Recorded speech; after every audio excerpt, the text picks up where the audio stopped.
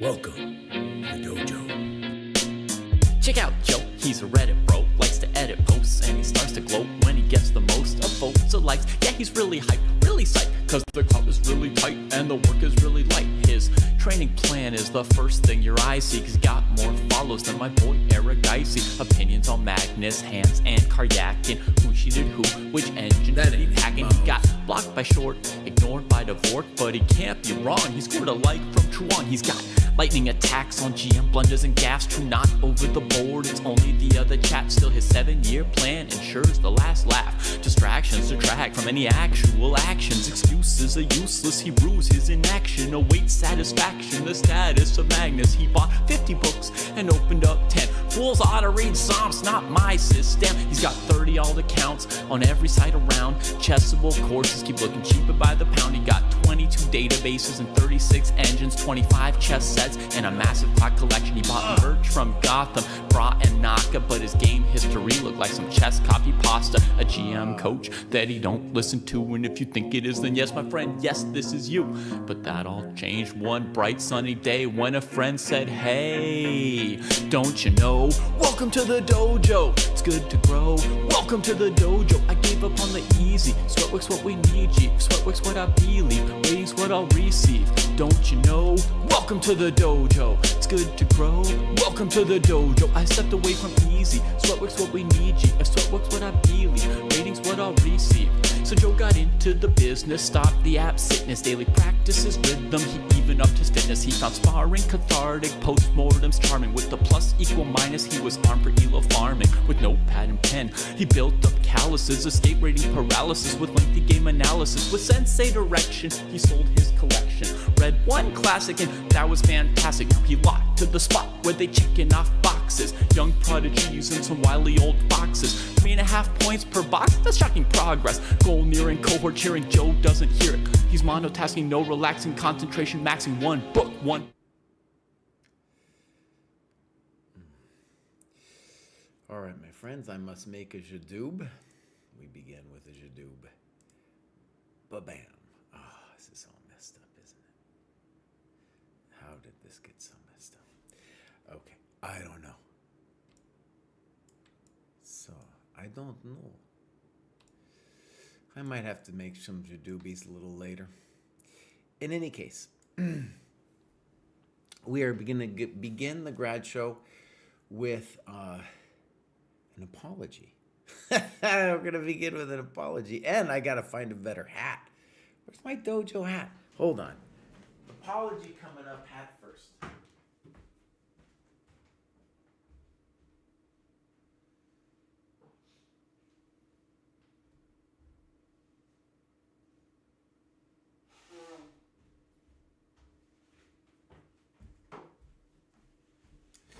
All right. So, we have this thing called the Dojo Game Review. So you can submit a game. And it's been less popular than I would have expected it to be. I guess mostly because I cover all these games anyway. But, you know, when I'm doing these graduate shows, I can't really go that deep. You know, I can't spend a lot of time looking at the annotation. All kinds of things that I can't do. So people can do this game review thing, but since we haven't got a notification system up yet, so I didn't realize that this had been sitting there. And if you want a code for the dojo, oh, we need some help, bruv. Little things like setting it up so that senseis get a notification when there's a game to review. Muy importante. Any case, oh, I know why.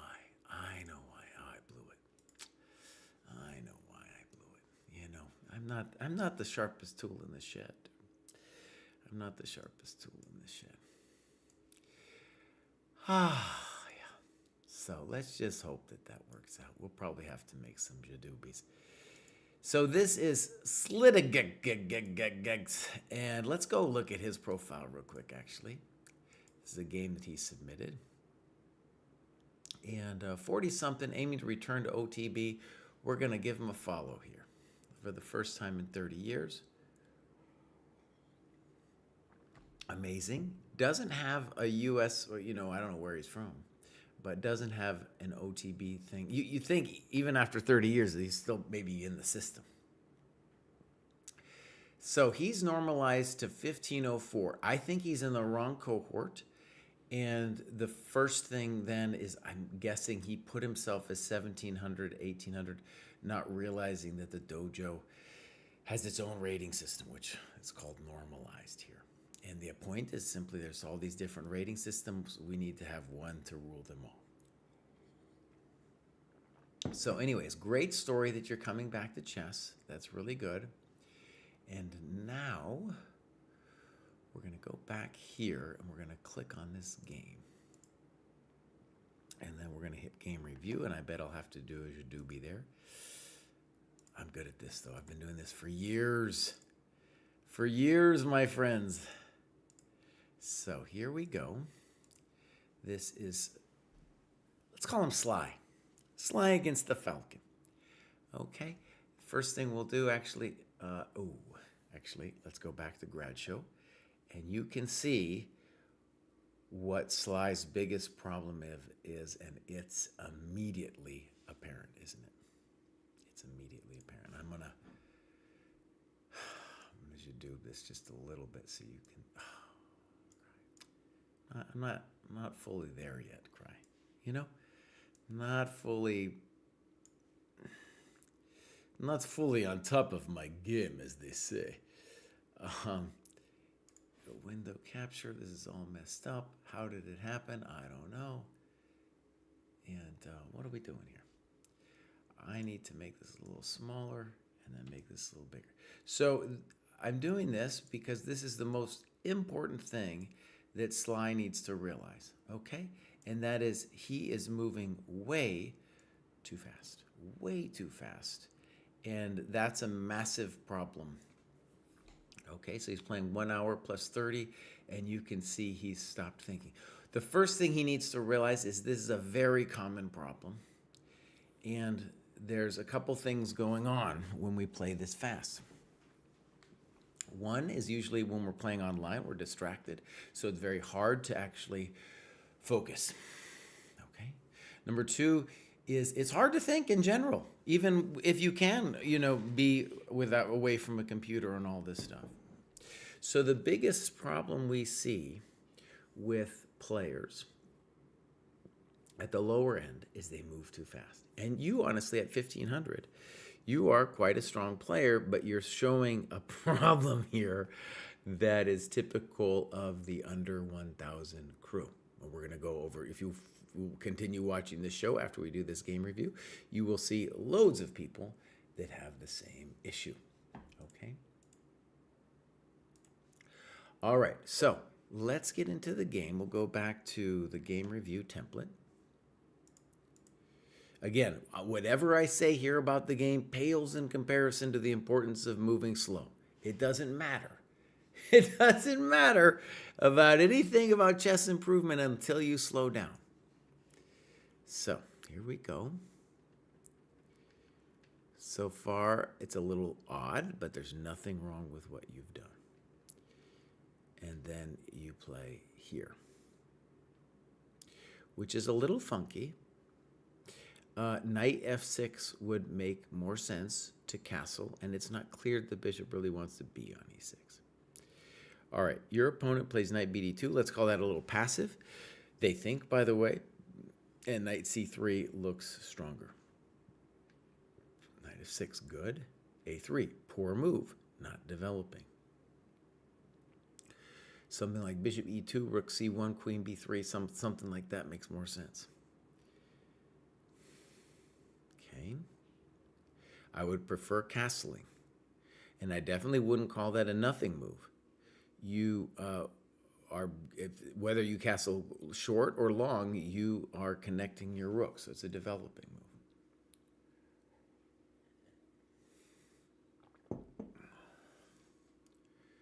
h3, poor move. Knight e4, poor move. People need to develop. So one of the things that I want you to appreciate when you're coming back to chess here is that you want to play principled chess. What's the principled move here? castles. That's the principal's move. And knight e4, you're playing it much too fast. Okay, now there are several questions here. To me, knight takes e4 followed by either knight g5, knight d2 looks very dangerous for black. It looks to me like you're losing a pawn. Just to show, this would be something to try to find in your variaciones. If you play if you play f5, he's got d5. If you play bishop f5, he's got g4. Crispy critters. Your opponent thinks for 8 minutes and plays a poor move, c5. The main reason this is a poor move, besides missing the tactical problem, is that he's losing time. So knight e4 costs you time, and he just hands it right back. Finally, good move. Bishop d3. Okay. Bishop f5. I think I'm okay with this.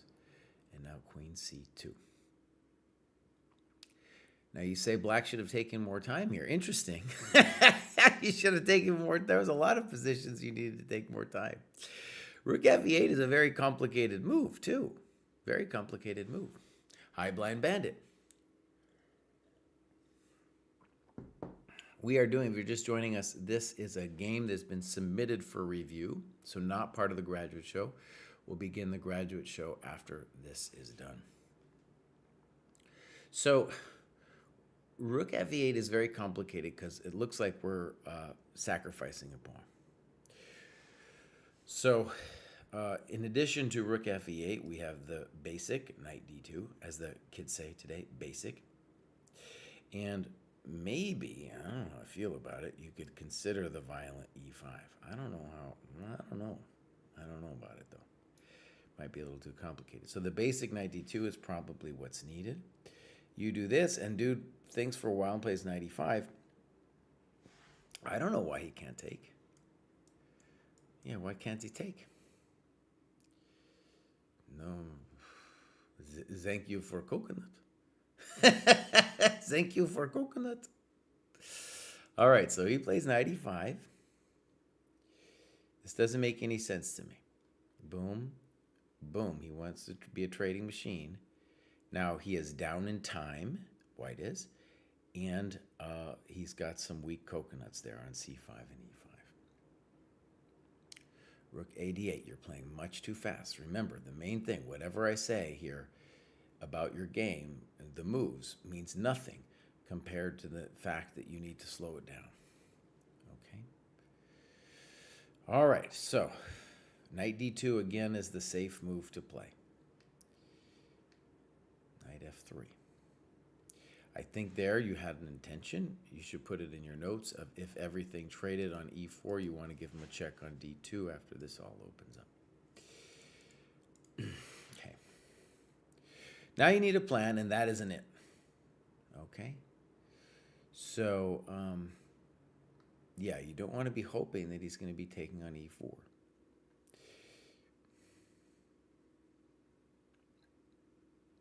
Now, I think it's a very complicated position at this point. Notice these guys are technically developed, but it's not clear exactly what they're doing. If I was you, I'd be most concerned about knight d4 being annoying at some point. So it is true that the position is a little hard to know what to do here. And maybe you're already a little worse.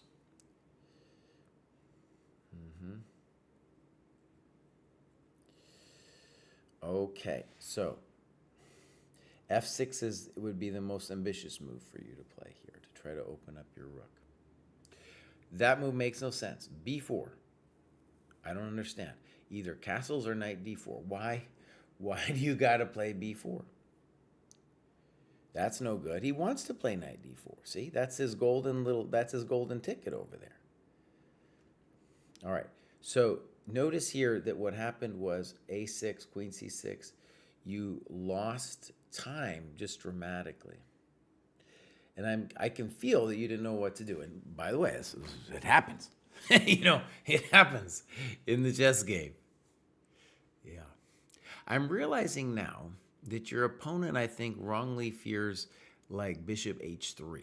I think that's why they're not castling, taking forever to castle here.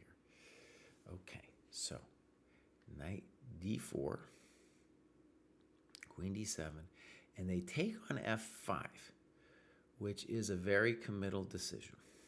Okay. Could they castle? Looks to me like they could. Looks to me like they could. And I would say white must be better now. This knight looking into the position real nice. This pawn kind of unassailable. Yeah, it's looking good. Now, dude takes, which I don't, why? Why should you take? Default move should definitely be castles. There might be other fancy things to do.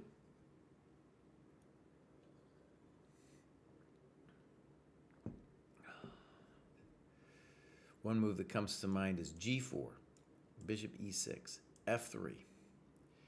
And it don't look good.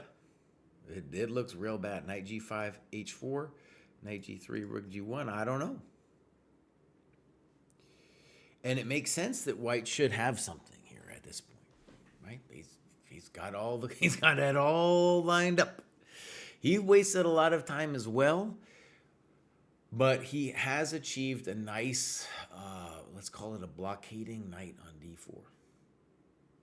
There's a lot of positional problems where you try to get what's called a square clearance, by doubling your pawns or something. And I don't know if white intended it originally, but he's now achieved it with that nice knight over there, getting the beautiful square.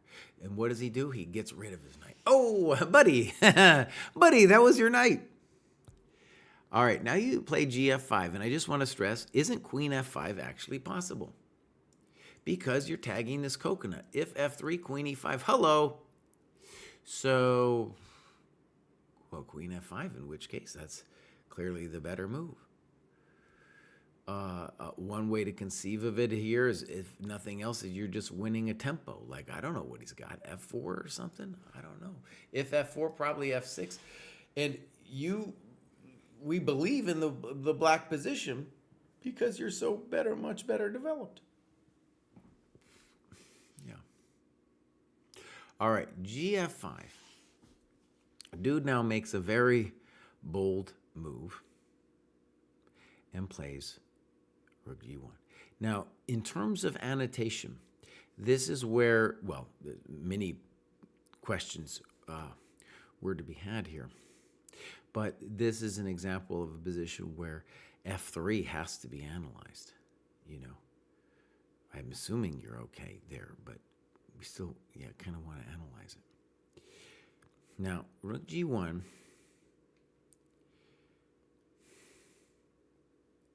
Queen e6. And now, to my mind, f4 is just forced. I don't think, why would he give you that big old queen square? So he gives you this big fat queen. That's a big fatty right there. Now, maybe it's a good example of how you can say that at the beginning of the game, the queen doesn't want to be in the middle of the board. But later, she can attain a position like this where she is just dominant in terms of the brutal amount of squares she controls. So this was poor by white. King h8. Now I think you're probably winning. Rook c1, as if he doesn't care. What do I mean by that? I think he should try to trade queens, probably. Rook b1, queen b2. He can't just be hanging around. You got that queen now. Now you played f6. I don't know if I get it. Rook g8 looks very plausible. Definitely needs some analysis with rook g8.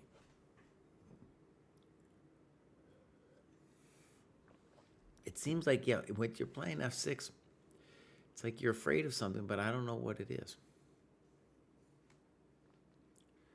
c6. Notice, okay, this will be important for our grad show as well. Maybe c6 is a genius move, maybe.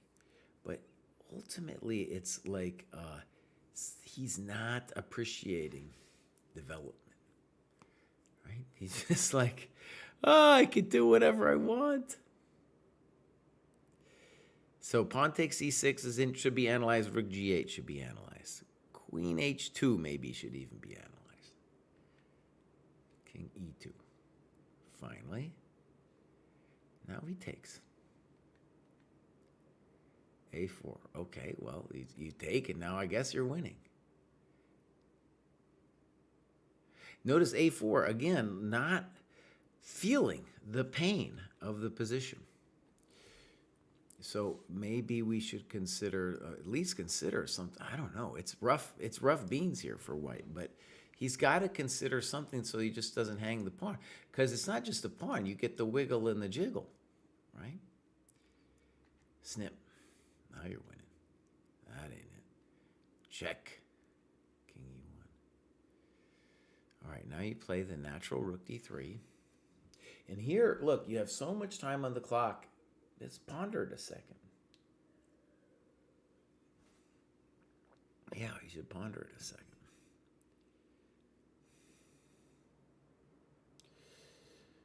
He's not doing anything to you. And, I mean, rook D3 probably doesn't throw anything away, but it does make me a little nervous.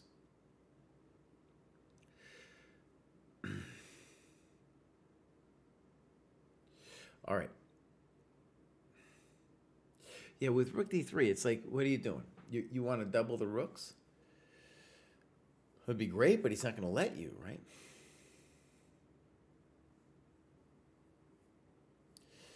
Okay, so just my default move, I think, should be takes, because the queen has to leave her man, and it looks pretty grim when she starts doing that. Snip, snop, snook, snark, check to the miserable king, king F7. Rook G3 looks like a blunder, so we would want to analyze other moves by white.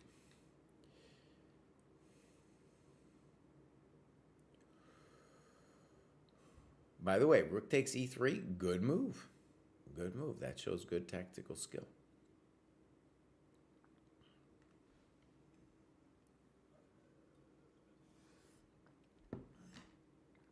Yeah.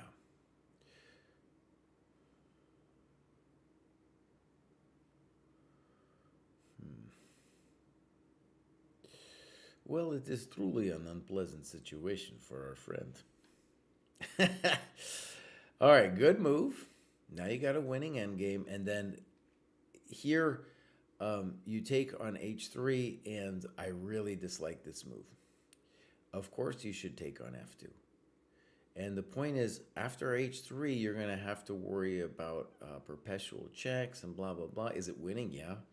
But queen takes F2, you can play that blind. We got the blind bandit in chat, and he would just play this blind. Yeah, it's over. You trade the queens. You're up multiple pawns here. Now, see, already I'm getting frightened. See, I'm terrified. And now now he does this. Okay. So I agree with you. And this is a good annotation. You got to run with the king. Good move so that there's no B5 tricks.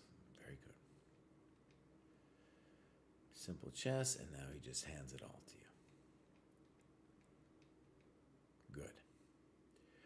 Okay, so I'm going to mark this as reviewed. And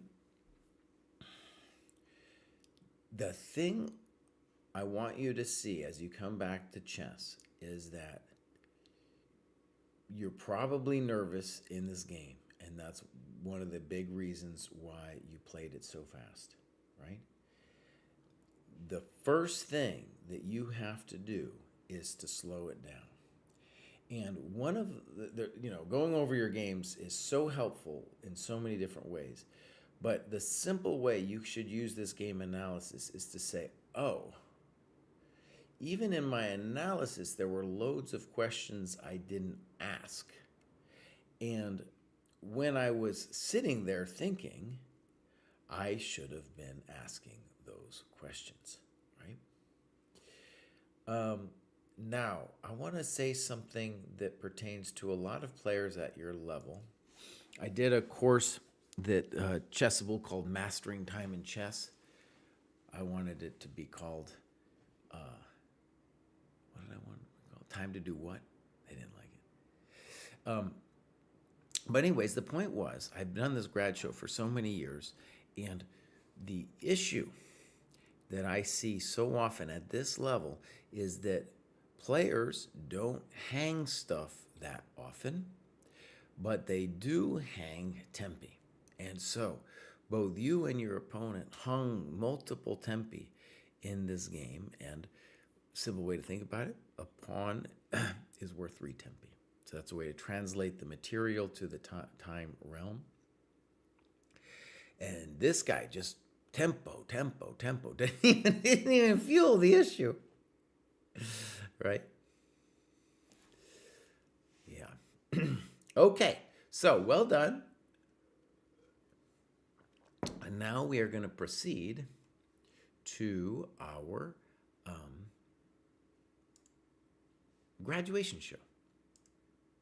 And again, apologies for me taking forever on that. Forever. Now, it's a big show. Might not finish today. I might not. And here we are. Let's go roaming monk and see what's going on. So this is the roaming monk. He just joined. 50 plus. Beautiful. Let's give him a follow. Does he have games? Maybe. Oh, he does. He's got a game. Played very recently. And this is the time graph. And let's just note, well done. Well done. And I want to say, especially for those players who are under 1,000, I consider it, you should too, an achievement if you are below the green line. Stronger players like Gukesh or somebody, they got problems of being the turtle. So you got the turtle when you're under the green line. But that's not what I'm worried about for you. I just want you to be thinking about stuff here. Now, we got somebody who's got some notes here. You can make notes on friends' games. You can go do postmortems with them, the whole business. All right, here we go. Weird, knight a6. Nobody knows. Nobody knows. What are they doing? They're losing time. Poor.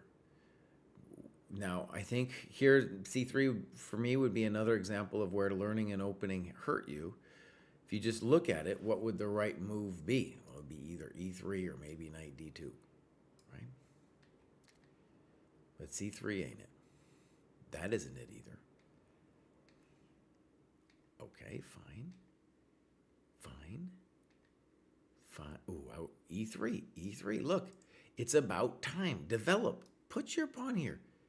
You got to get one pawn move to get the bishop out. All right. Check to the miserable king. Now you're going to give him c6 for free or bishop d7 for free. So probably just bishop d3. Okay. Knight b3. So the spiel I give every week here. People are so excited to see it. The spiel I give every week is that there are 3 things to master before you cross 1,000. Number 1, not hanging stuff, such as this. Number 2, using your time. These guys did great with the time. And then number 3, development. At this level, development isn't going to decide the game as nearly as often as the game I reviewed earlier with the 1500. But it will still be something that you can learn to do. Of the 3 things, it's the easiest to learn to do. You just need to get some religion on it. All right, here we go. c4. Now notice, really, you're losing a tempo here. Just castle. Okay. Loss of time. I need you to play knight d2. Loss of time. Loss of time. Loss of time. Poor move. Now notice what happened. He developed your rook. He gave you time. You said snip. Okay. And now you try this. Queen h4 looks even more violent. Good. e4. That's, I don't know, frustration. Frustration, something like that. There we go. That's a good move. Good move. Good move.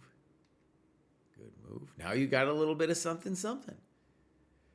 So back, before we should, and you talk about E3 being a lucky break. Yeah, put a question mark next to that thing. Oh, and that wasn't it. There we go, buddy. Welcome to the dojo. Welcome to the dojo. Goodbye. Yep. Okay. Okay. Blind Bandit doesn't think it's... Sometimes the bishop is nice, but is it more important than tempo? No. All right. There are a couple positions where we can do exceptions, but that is for a later audience. That is for a later audience. We're going to mark this as reviewed. We're going to go back, and we next got Cernica. Cernica joined very recently. Let's give him a little follow here. Clubs? Nothing. Games? Nothing. Well, Cernica, welcome to the dojo. Hopefully you'll get some games soon. Just join. It's understandable. Now, we got a great profile pic here. And his name kind of matches that profile pic. It's called Angry Iceberg. The daily tasks have played a big role in motivating me to be active in my chess education. All right. Life has had a way of getting in the way the last couple months, so I haven't been able to accomplish as many of the tasks as I would have liked. Lining up games and study sessions with other dojo members has been difficult to do with my work schedule and other conflicts, but I'm hoping to find a way around that. The books suggested in the program so far have been enjoyable to go through and have certainly helped my board vision and situational awareness. Okay, beautiful. So, you can see he's gone up there, 317, right? 48. Oh, nice. Nice. Okay, beautiful. And you can see he had, at least when he first joined, he was pretty, well, he had a moment of religion there right at the end of December. Okay. He's not ready to join the 50-plus club yet. He's getting there. All right, so this is Lane.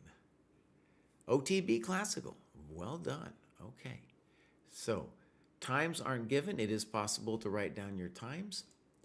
I understand that it probably seems like a chore at this stage in your chess development, but it would help. Maybe we'll even give some points in the game where it'd be useful to know what the time situation was. M. Harju, how can you join the dojo? Very simple. You can go to scoreboard.club, chessdojo.club, and join up. It's that easy. It's that easy. All right. So, fine. Fine. Now, H3, a little bit of a loss of time. Okay. A little fancy. Now, big question. H6. The big question is bishop H4. Maintaining the pin. Black lets you develop the queen. You should say thank you. Good move, development. Poor move, not development. It's not the worst I've seen, but yeah, it's not a developing move. By the way, just a little tactical trick. You could have played bishop H3, winning a pawn because this guy is undefended. Don't like it. I want you to, don't let him move that stinky knight out of there. A3. Move your bishop back. Look how beautiful it is. It's talking to the pawn. Snip. There we go. There we go. Take another one, baby. There we go. Now, so you talk about winning a tempo with b4. I would like you to actually play bishop c5 just because you're still winning after b4. Maybe I shouldn't complain. I'm just worried your bishop's going to get a little stuck out there. Okay. Poor move. Doesn't do anything. Maybe knight g3. Okay, good move. Good move. That's a simple one. That's a simple one. That's a simple one.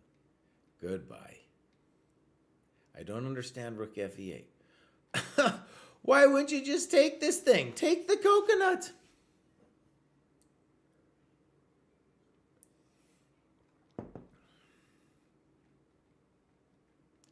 So yeah, you're doing this thing where you're like trying to attack over there. He didn't need to play G4, but really you have everything.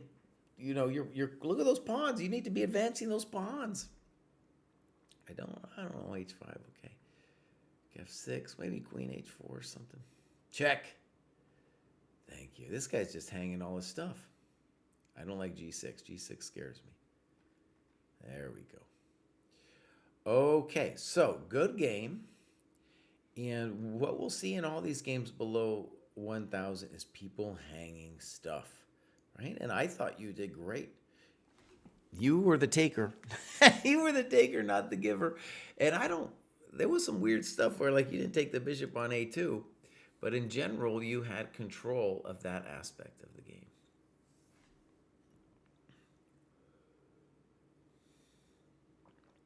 Okay, so well done. That was the angry iceberg. I need to get that photo for myself. All right, now we got Blaze. Blaze doesn't say much. Let's go see what's going on. Looks like they joined fairly recently. We got some clubs, nothing. Games, ba-bam, nothing. Ratings. Now, actually, Blaze, you were in the wrong cohort, my friend. You were in the wrong cohort. You don't belong here. You belong up there with the big boys. So, Blaze, fix that. Next up, we have Scuba Man. All right, Scuba Man, you are in the right cohort, 703. Well done. He did some work, got just enough points to get above. That's nice. He's in the Louisiana Dojo. That's pretty funny. And we got a game here for Scuba Man. All right. Now, you can see, we don't have a game. We don't have a game. Definitely, if we're going to look at a game, you need to review it. I will say, though, I think your time usage, fantastic. Fantastic. Oh, you can definitely wear ChessDojo at the Prague Chess Festival, bud. Definitely. That is definitely something you can do. All right. So, I believe that was Scuba Man, and now we're on to Discovered Stalemate. So, joined end of last year. Great. He's 694. He hasn't quite made it. I guess he called it close enough. All right. And his Lee chess is totally different. I don't know what's going on there. All right. So clubs. He's in the Belgian dojo. Okay. Look at that. We got 26 players in the Belgian dojo. Belgium is one of the few European places I never played chess in. Okay, here we go. Discovered Stalemate. So this is Discovered Stalemate. This is our beautiful time graph. And we want to say good usage of time. Great usage of time. One of the things to understand is at this level, you're going to play a lot of players who just, they're not thinking at all. All right, let's get into it.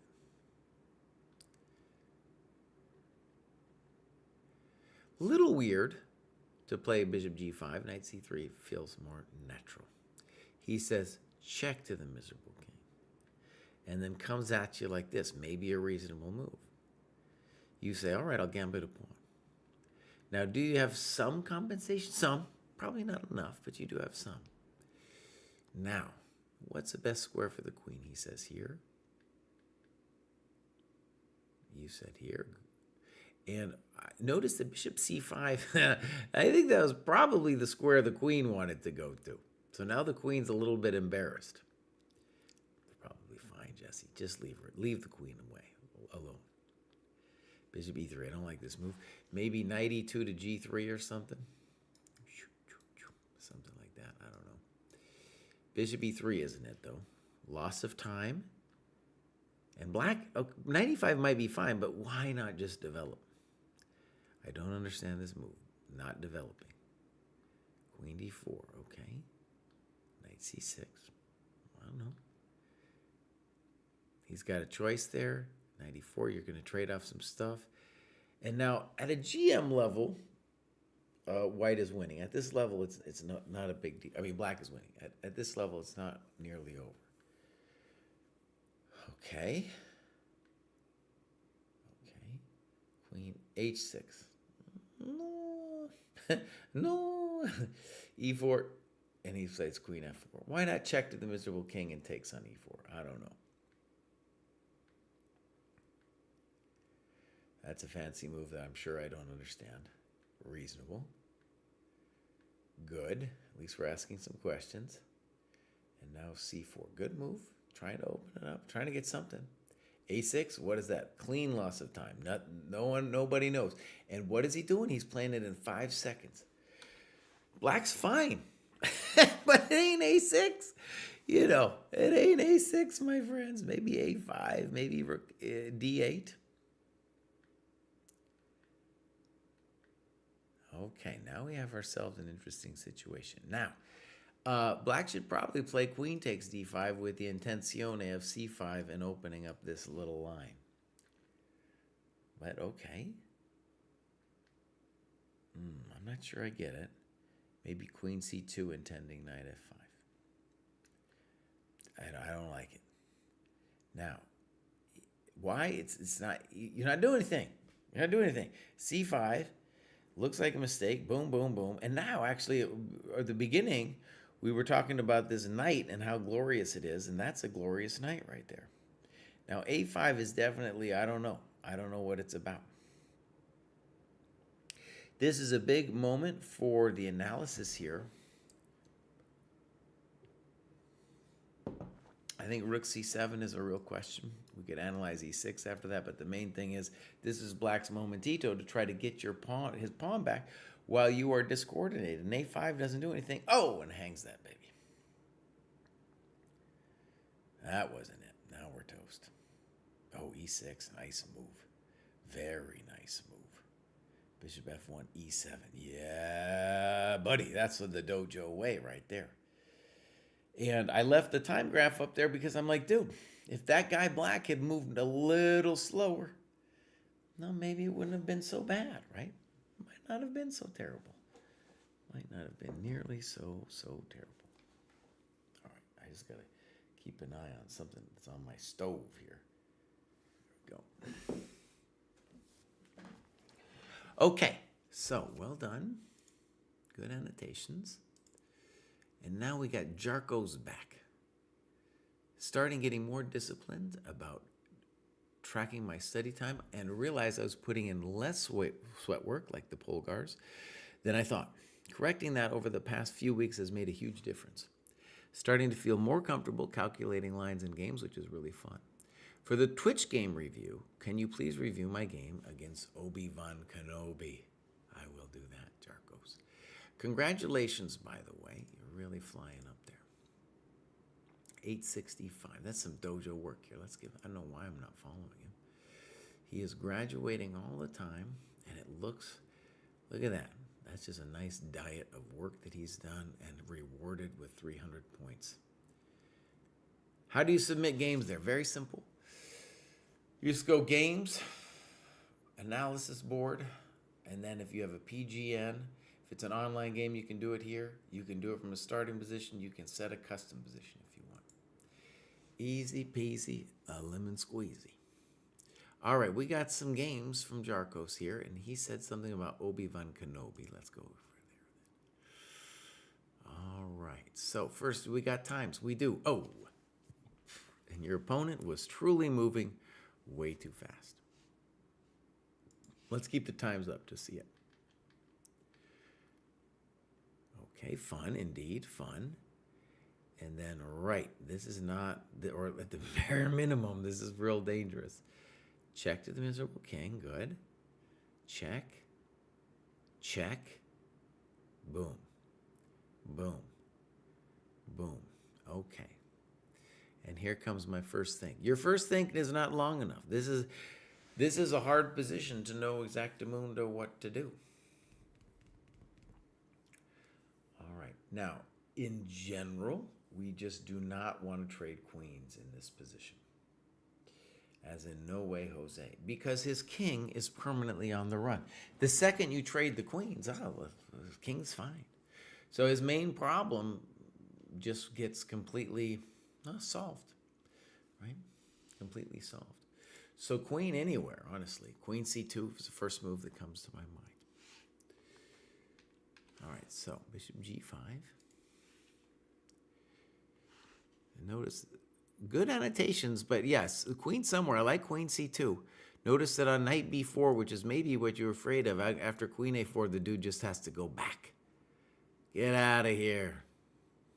Get out of here. Even if he didn't have to go back, though, we still don't want to trade queens. All right, so here we go. Bishop g5.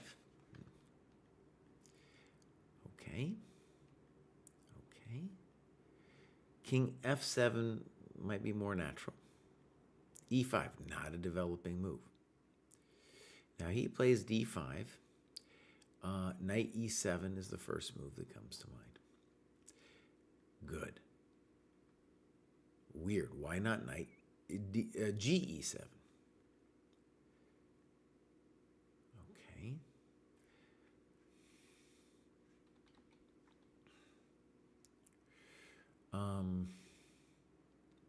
Now you can consider other things. Knight e4 here is interesting as an example. I don't know. I don't like this. Why are we trading off? We're just helping the king now. Actually, just notice there's twice the guy has put his king in a dangerous situation, and you've kind of fixed it. c6, okay. Takes. Now notice, what's his problem? Dude's got to develop his pieces. He ain't that good at developing his pieces. First of all, it was this thing. Yeah. All right, that's my little alarm. I have to go make sure the house doesn't burn down here after this game. So, knight f5, good move. At least he's getting his coconuts out. Okay. And now he's golden. b6, he just can't help himself. Develop your rooks, buddy. Knight g7. You talk about rook hg8. I assume king f1 or king h1. This is proper punishment, by the way, for him not developing his coconuts. g4, good move. Now the knight, the fianchetto knight there is horrendo. Check. Oh, he took it. That wasn't good. That wasn't good. Check. Very nice finish. Okay, well done. Now, I'm going to play a rap that my friend David made, and then we're going to come back here. And when we come back, we're going to do Dr. Pop, the famous Dr. Pop. Wait, I think he graduated last week, too. Dude, we got to take a look at what's going on here. Yeah, he's just graduating all the time now at 8:04. Dr. Pop is playing some truly great chess, by the way. He's in this game, the Morphe Game and Review group. Has been for a while, and now his chess is really accelerating. I went over a different game he played last week, and then we covered it in the group session as well. So very impressive, and honestly, I think 8:04, that's just the start. That guy isn't plateauing anytime soon. Okay, I'll be right back. I gotta do something on the stove.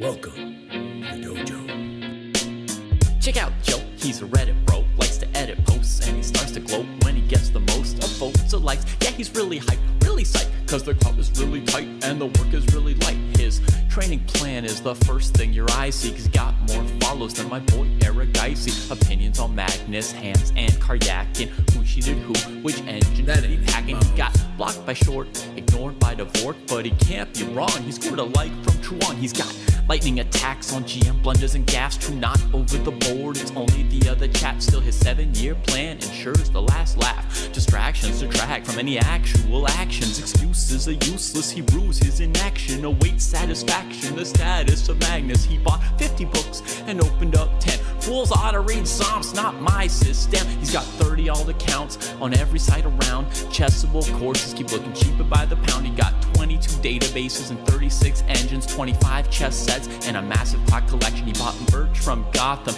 Bra and Naka, but his game history looked like some chess copy pasta. A GM coach that he don't listen to, and if you think it is, then yes, my friend, yes, this is you. But that all changed one bright sunny day when a friend said, hey, don't you know? Welcome to the dojo, it's good to grow. Welcome to the dojo, I gave up on the easy. Sweatwork's what we need, G. Sweatwork's what I believe. Ratings what I'll receive. Don't you know? Welcome to the dojo, it's good to grow. Welcome to the dojo, I stepped away from easy. Sweatwork's what we need, G. If sweatwork's what I believe. Ratings what I'll receive. So Joe got into the business, stopped the app sickness, daily practices rhythm, he even upped his fitness. He found sparring cathartic, postmortems charming. With the plus equal minus, he was armed for elo farming. With notepad and pen, he built up calluses, escape rating paralysis. With lengthy game analysis, with sensei direction, he sold his collection. Read one classic and that was fantastic. Now he locked to the spot where they checking off boxes. Young prodigies and some wily old foxes. 3.5 points per box, that's shocking progress. Goal nearing, cohort cheering, Joe doesn't hear it. He's monotasking, no relaxing, concentration maxing. One book, one board, one set, one thought. Work will work, will work, work, never stop. One book, one board, one set, one thought. Work will work, will work, work, never stop. Now occasionally, he peeps the world of the tweet and laughs when he sees the player that he used to be. Blank face staring, complex plans comparing while he's dojo training. Hours a day playing out positions, transpositions, and growing his board vision. Transition from poser to player, focus without a care. He leaves them complaining in his dust, staying with their week-old ratings. Blast past his week-old rating, each week's a new occasion. He never takes vacation, the work is entertaining, the growth he's maintaining. And now Joe is explaining, hey, don't you know? Welcome to the dojo, it's good to grow. Welcome to the dojo, I gave up on the easy. Sweatwork's what we need, G. If sweatwork's what I believe. Ratings what I'll receive. Don't you know? Welcome to the dojo, it's good to grow. Welcome to the dojo, I gave up on the easy. Sweatwork's what we need, G. If sweatwork's what I believe. Ratings what I'll receive. Welcome to the dojo. Welcome to the dojo.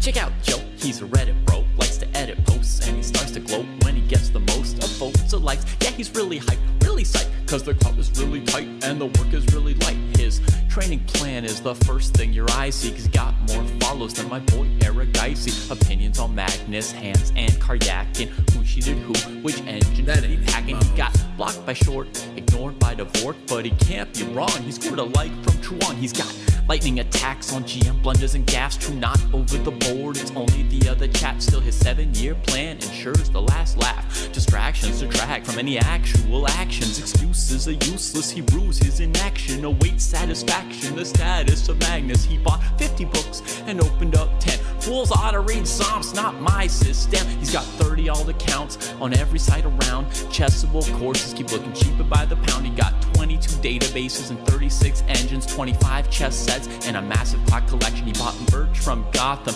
Bra and Naka, but his game history looked like some chess copy pasta. A GM coach that he don't listen to, and if you think it is, then yes, my friend, yes, this is you. But that all changed one bright sunny day when a friend said, hey, don't you know? Welcome to the dojo, it's good to grow.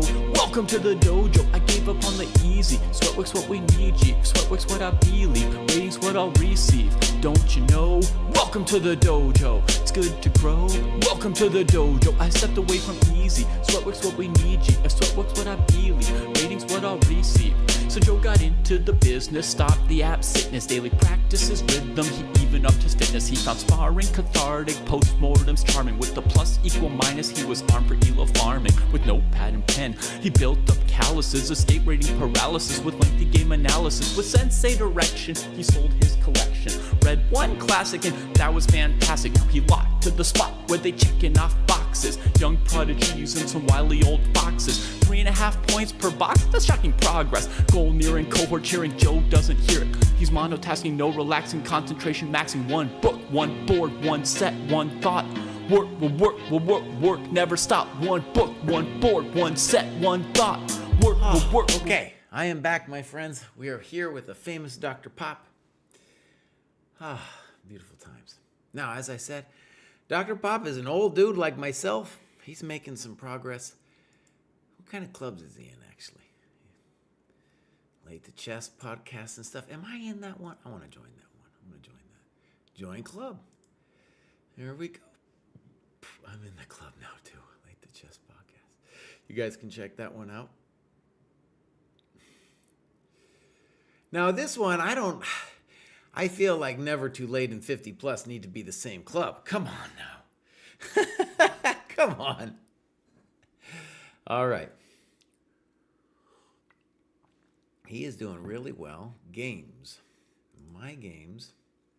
And we just actually went over that game. I think we went over this one. Then we got this G-hit game. Dr. Pop's just slaying people, too. Did I do this one? No, I don't think so. So I think they, no, this looks good. Do we got a time graph? We do. Now, one of the things here, so G-Hit is in our group as well. And, we've been working with them for a while, and everybody's got some kind of issue. G-Hit's issue is that he moves way too fast. That's his thing, right? Just way too fast. All right, so let's keep that time graph up for a second.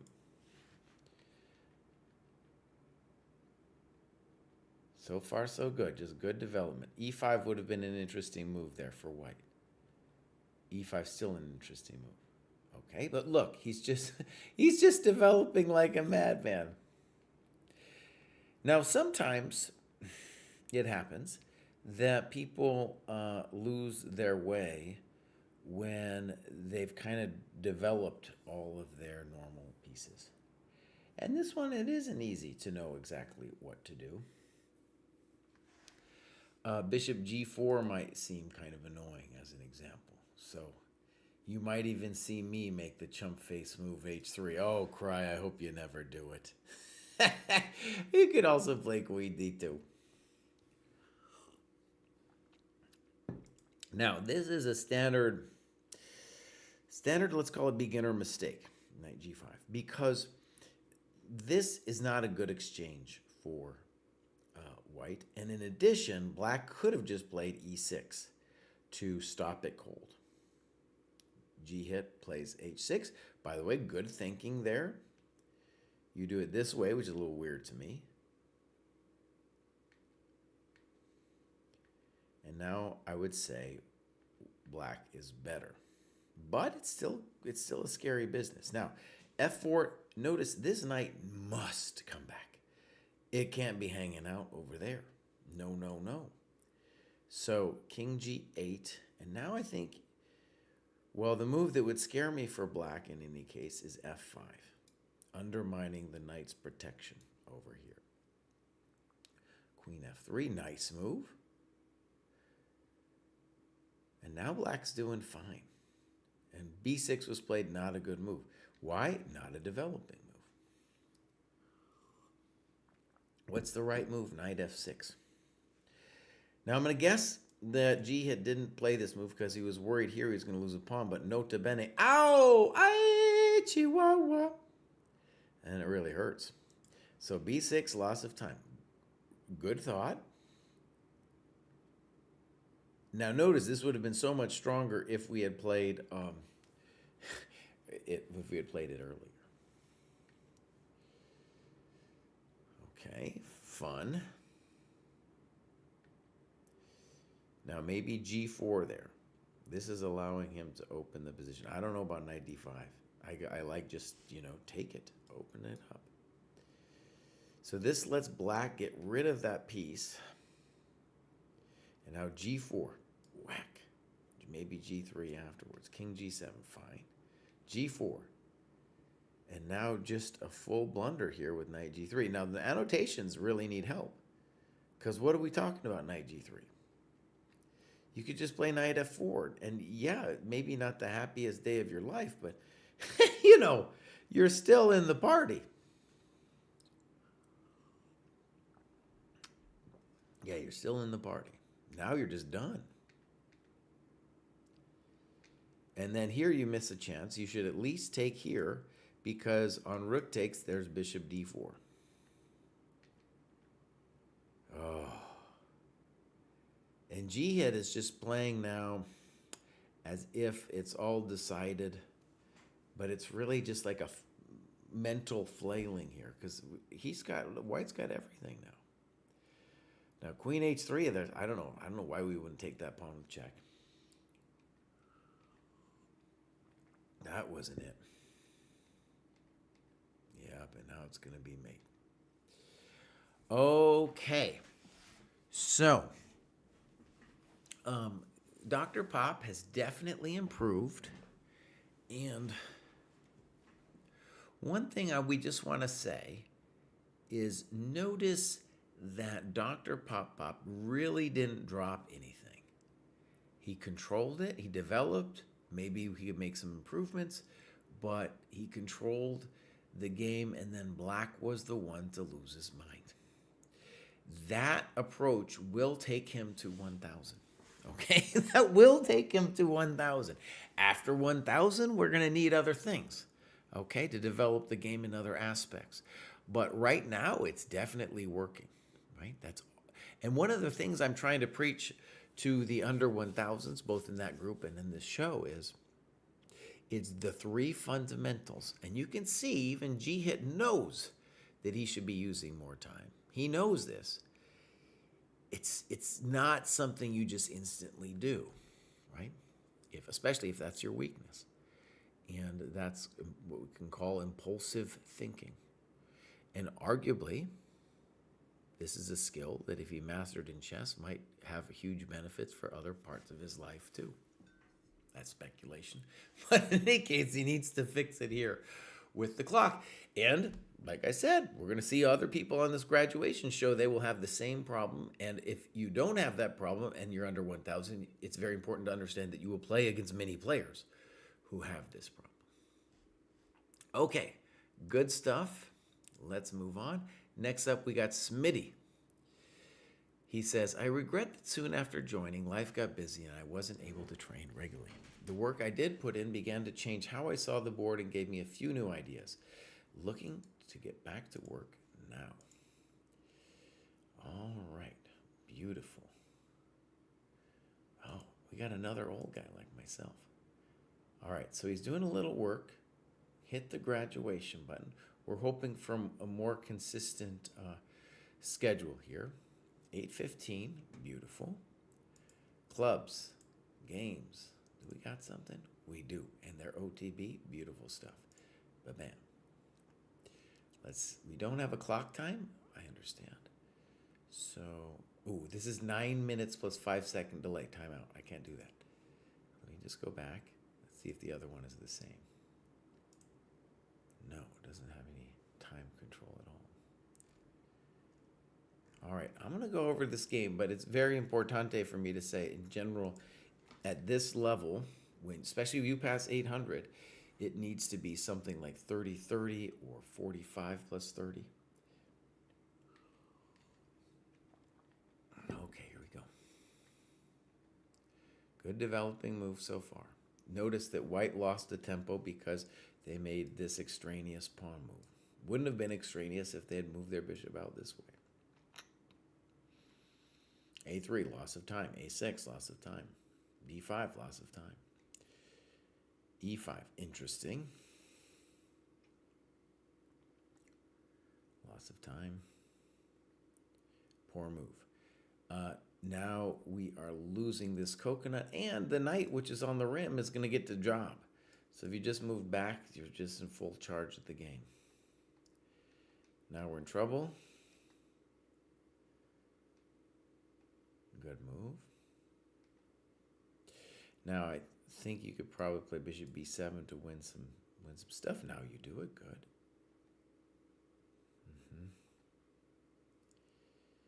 Now that looks like a blunder.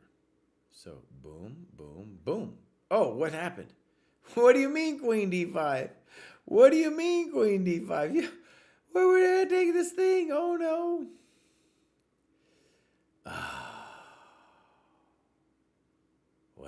was sad. That was sad. All right. So we're going to mark that as reviewed. Oh, I don't understand the end. But we got to at least get some explanation on the queen d5. All right, my friends, let's move on. We got the tired runner. Oh, I remember him from last week.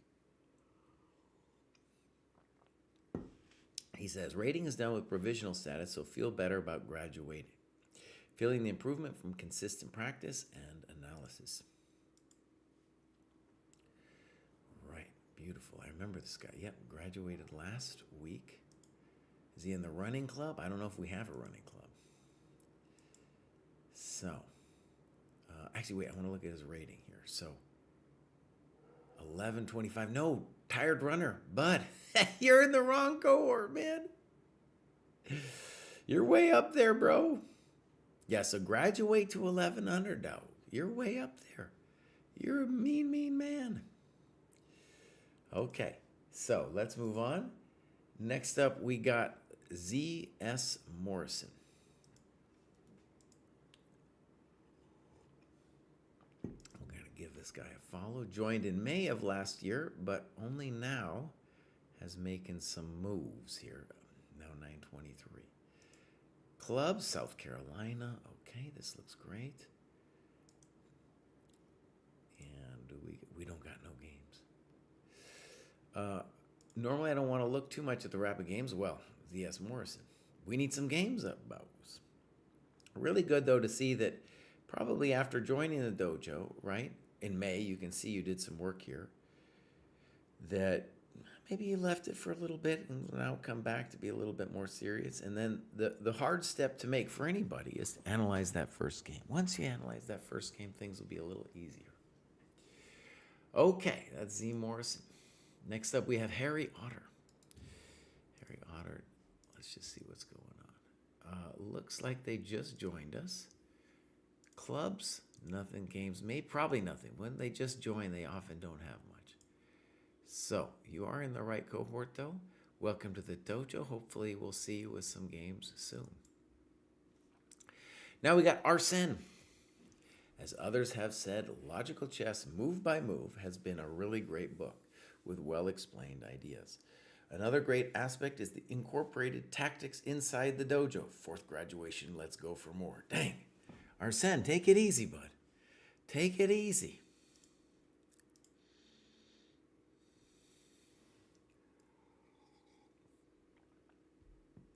Okay, so he's at 1,031, and he has been busy, my friends. You look at this. He is working, man. Dude, he did 31 hours last week, 23 hours the week before. He is crushing. The man is really bringing it, and it's showing up in his rating. Okay, from Medellin. Great. Okay. Games.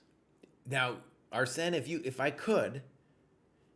create a Columbia, there, what it is. I was about to tell him to create a club, but you see there, one member. Now, who is it? It's Arsene, of course. Great. That's what we're talking about, bud. That's what we're talking about. All right, games. My games. Here we go. So, winter 2026, number 14. All right. There's our time graph. Beautiful. Now, what I want to stress is even though he got a low rating, I'm totally happy with that. I'm not concerned with it, right? If he was above the line and had a rating of 225, that would be another matter entirely. Okay, so here we go. Fine. So far, so good. Okay, this is a small mistake because even though it seems like a good thing to develop the queen, since we can't harass her, she's pretty cool on that square. I don't like this because you've created a hole here. Queen e3. Let's get that time up again. Fine. Fine. Ooh. Now e5 would be really a pain in la butt, as they say. e5 would be a pain.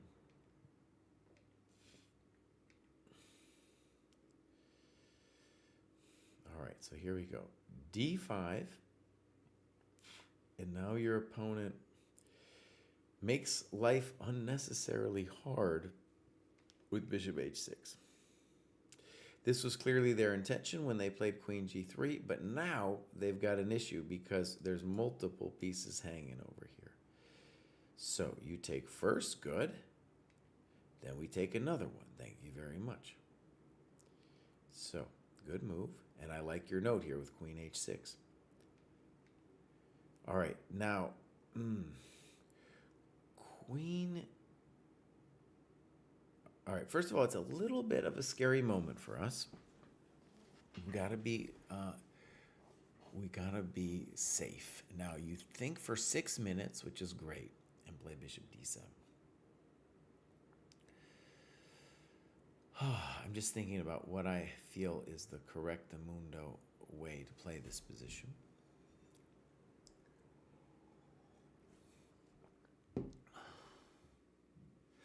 I guess that should be our first candidate move. Now, it's a scary move to make because he's got this, but we got that. And there's no knight c7 because I got this. And notice the queen is a beautiful defender here. She's not. No, I'm not. I don't want to give you my pawn. All right, so bishop d7, and white plays knight d5, which I'm not thrilled with for white, because the whole reason bishop d7 makes me nervous is that pin. Queen h6, for example, makes a lot of sense. Rook e8. And now you go queen c8. Now it's making me nervous. I'm getting nervous.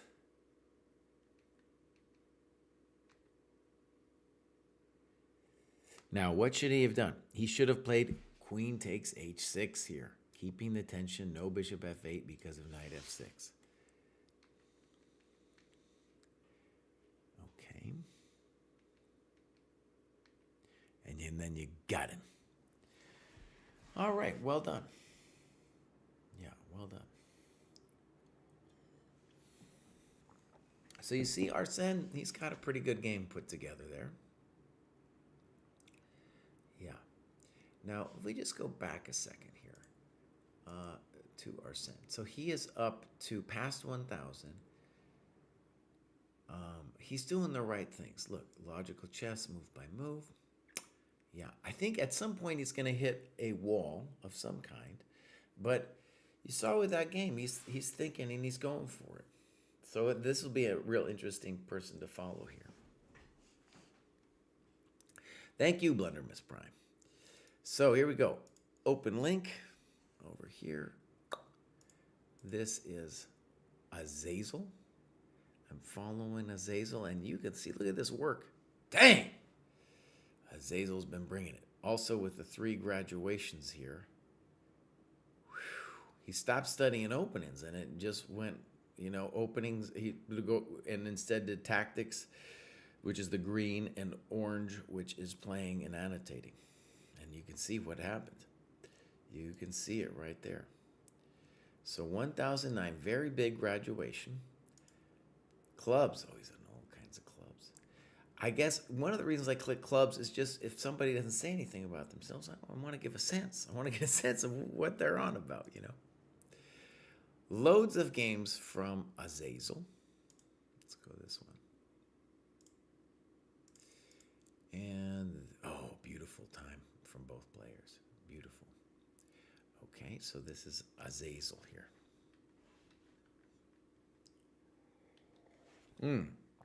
Let's hit the famous game review button so we can get a sense of his annotations. Okay. Okay. Okay. Right, now we get this Benoni structure. H6. You know I don't like it. What's the right move? It's got to be knight c6. Bishop b2. I'm not sure about bishop b2. I think all of your other candidate moves are better, and rook e1 is also a good move. But here it's not clear the bishop belongs there, because if the pawn sits on you, if you can't crack that pawn, which I don't see how you're going to do, then the bishop doesn't belong there. So you don't like a3, maybe knight a3. I don't know about rook e8. That doesn't feel right. Okay, good move. We could have done that earlier too. Now rook b5. Ooh. Now you talked about rook e1. I think rook b5 is a very strong move. You say black is a little bit better, maybe. Okay.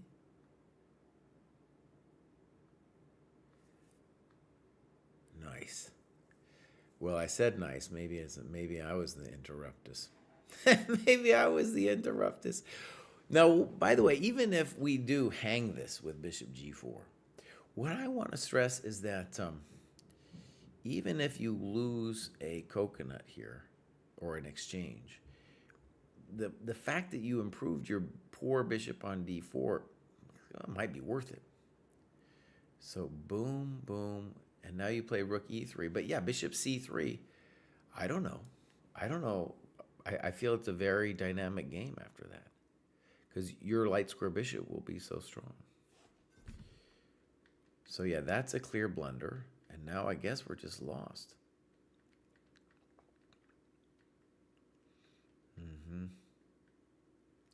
That looks like hope chess, and then you don't have any more annotations. Okay, so it's a rough life. It's a rough life. So really, this whole thing with blundering with rook e3 was the decisive mistake. And I don't know why you say clear advantage to black. It's lost. You lose a piece. Right? Whereas here, I don't know. I would have to think about it to decide who is better and why. Because that light square bishop is a dowg. He can later go to bishop d5.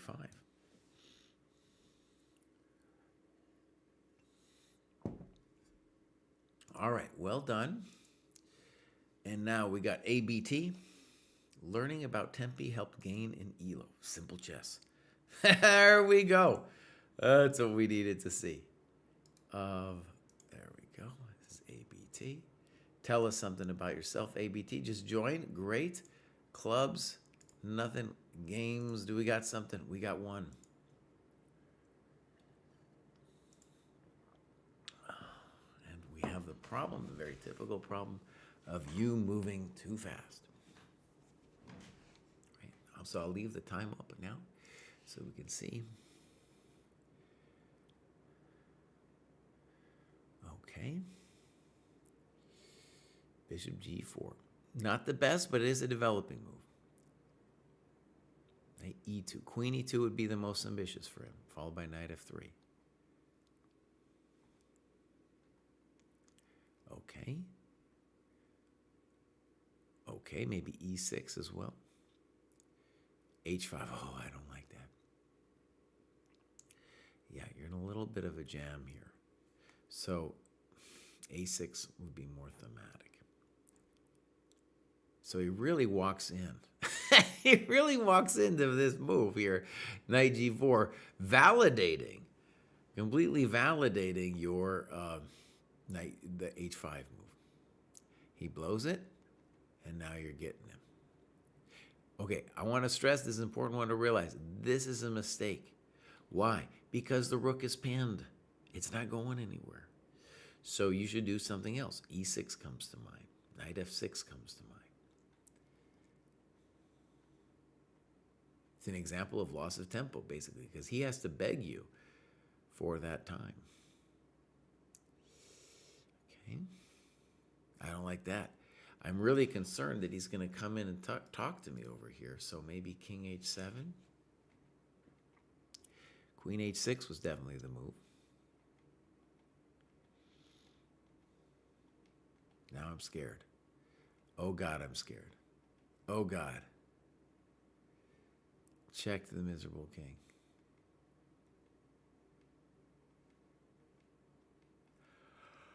There's a lot of things I don't understand about what he's doing.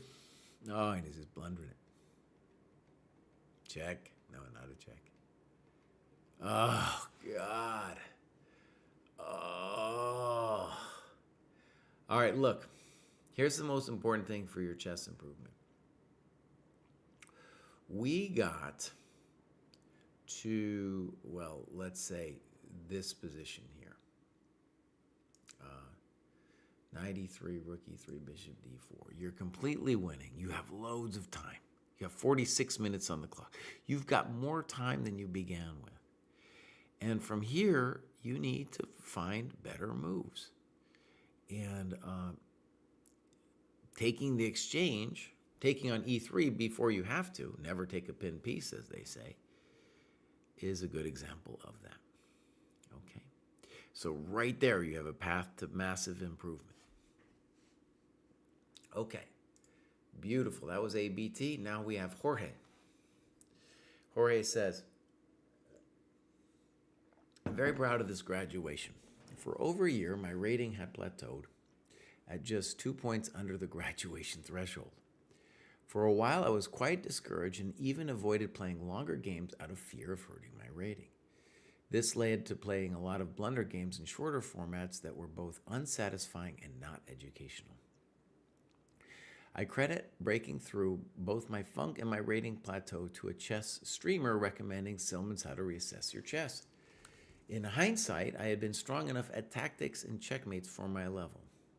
I can generally survive openings and convert winning endgames, but in the middle game, when there wasn't an obvious tactics, I was struggling to play coherent chess. Silman's insight is that even a completely tied game will have imbalances, that imbalances can build over time to create a lasting advantage, and that the landscape of imbalances itself will suggest the strategy that the board wants you to play. I've barely started the first few chapters of the book and its exercises, but just having this mental model has helped me play much more confidently and coherently in what would otherwise feel like tied, grindy middle games. And I'm finding I can build on imbalances to create lasting advantages against opponents that are otherwise close to my strength at raw tactics. I still feel like a beginner at understanding positional chess, but I at least feel like I'm starting to see positional concepts that I was previously blind to. Okay. So, let's say that the book, How to Reassess Your Chess, is a great book. It is, though, meant for a higher cohort. And so the issue, right, it's not a terrible thing of you reading this book, is that there's other fundamental things that you haven't done yet, which is at least the reason we don't recommend the book for this level. So, for example, one thing I feel pretty confident in saying is that the three things of the under 1,000, there's still going to be, you're lacking in one of the three of those. Okay? I do think, though, that what you're describing is a beautiful thing where you got turned onto the depth of positional chess, and that in itself is just such a beautiful thing that, it keeps people going. And I think in a lot of ways, it's the reward of finally not hanging your stuff and you get out of 1,000 that you start then thinking in more positional terms, right? And, I think those positional concepts aren't going to be the things that win you the games at this level, because most of your opponents are still going to be blundering things, right? But it's a beautiful platform for you to grow and also just to appreciate the game. It's not, forget about getting your rating up, just appreciating the game. It'll give you the basis for doing that, which it sounds like you've done and enjoying it. So that's a beautiful thing. We got a dude named Rao4198 yelling at me on YouTube. Hello! Hello to you too, sir. Okay, so I've entered relaxation posture. And we're going to go check out Jorge here. All right, so he joined in 24, hasn't really been marking his stuff, got to 1004. He's in the SF Bay Area, great. home of the dojo in a lot of ways. And we have a game from a long time ago. A long time ago. Oh, actually, excuse me. No, it's not a long time ago. We got a game. So let's look at this situation. So first of all, we want to say he used his time pretty well here in this game. And let's go game review. Boom. Good. Fine. Fine. A little weird, but okay from black. Okay. Okay. Okay. Good. Good moves, by the way. You haven't played anything, especially positionally, where I would be upset with you.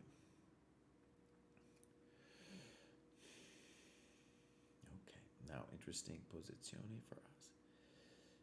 You played A3. I like A3 makes me a little nervous. He should play probably bishop E7. In any case, he plays the natural move, but now you play this one. Good move. Opening your bad bishop, talking to his good bishop with knight B5. Knight E4, probably not the best. You snip, good. And now knight D2. I like that you did not take immediately on D6 because there's no rush. That wasn't it. So that's an superficial move. You said that was a terrible move. We should mark that with a question mark. And now you've got your big fat rook there on C7. Now you're winning. Beautiful. And now, so Queen H4 was, like, this is what I mean. Queen H4 was the move that gave you the game. It wasn't a positional thing, right? Again, I'm not against you studying the positional stuff. I'm just pointing it out. All right, now we get an undeveloping move. Like rook C8 would be best. Bishop F3, fine. Good. Superficial. Thank you very much. Ooh, that's gonna hurt. Maybe knight E4 would be an interesting move to consider there. Knight C4.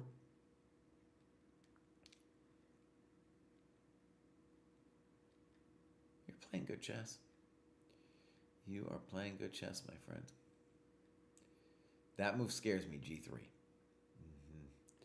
Okay, so here's actually an example of where the milk can go bad. And this is what I mean. This is just a tactical slip, right? Ah, it's a bummer too. You played such a nice game. So this is, okay, so to put a point on it, or whatever you want to call it, this is where it goes bad. Now, we need to think of other ways to deal with our problem, especially in the annotation. So, like rook c6 is a nice looking option as an example, right? We'll talk about that. You could play bishop b7 as another example. You got plenty of moves to consider, and that's what we want to do in the annotation. Oh, now we're just toast, I think. Yeah. Jorge, I can also say to you that at this level, you should not be playing 30-minute straight up, right? You should be playing a good 30-30 at least. All right, let's go back.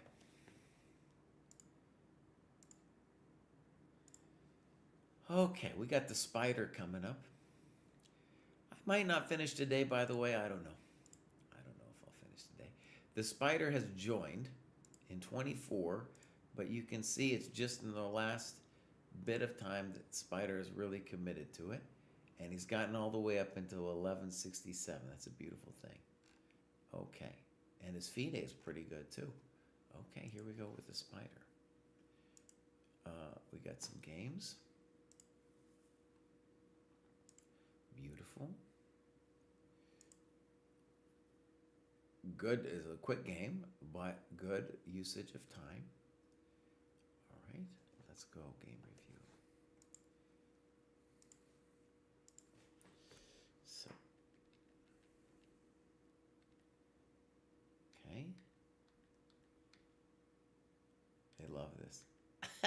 They love this too. Good move. I like that one. G5. If nothing else, you got points for whacking him. Basically, back in the day, people would have never done this, but kind of with the advance of modern chess and computers, we've discovered that if white plays h3, or either side plays h3, this g5 thing can be a real attacking problem. And notice he's terrified of it too. And then does this thing, and you play a great move. Look at this. All right, now, I believe in this move. It's probably still pretty complicated. Bishop e3. And now you play bishop d4. Now, you give it a question mark, but what's very important to say here is that you need to, if you don't like bishop d4, tell us what you'd rather do, right? It's not an easy one. Personally, the move that strikes me here is knight d4. Let's just say they take and move their rook. This is just an example. Then maybe we do this, trying to undermine the protection of this guy. There's more to say to it than that. I'm just making a suggestion. All right, rook b1. Well, there you go. You got this idea. All right. So, and you mentioned b5 exclam. And that's, he says, move not found during the game. Bishop a1. It's still very hot, isn't it? It's still very hot.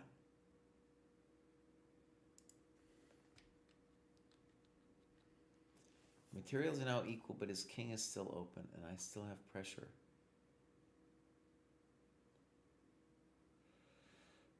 Whew. And then, so this is some computer analysis. It's hot. It is very hard for me to judge.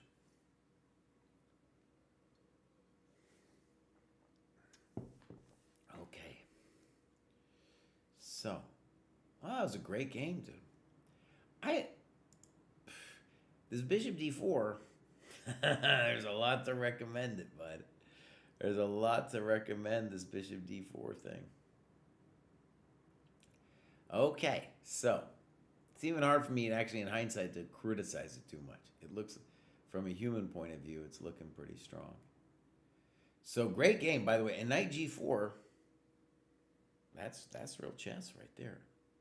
That's real chess. Okay. Next up, we have c takes b4, 5-1. C takes b4, 5-1. All right. This is c takes b4. You can see he's very active. Since November, he's on to it. Beautiful. Clubs, nothing. Games. We got loads of games here. This is played very recently. Do we got times? We do. Look at that. Very nice time graph. And also very correct time control. That's the one you need to be doing. 90 plus 30. So it looks like a random game, but I don't know. Usually when it's this long, it's part of some kind of event.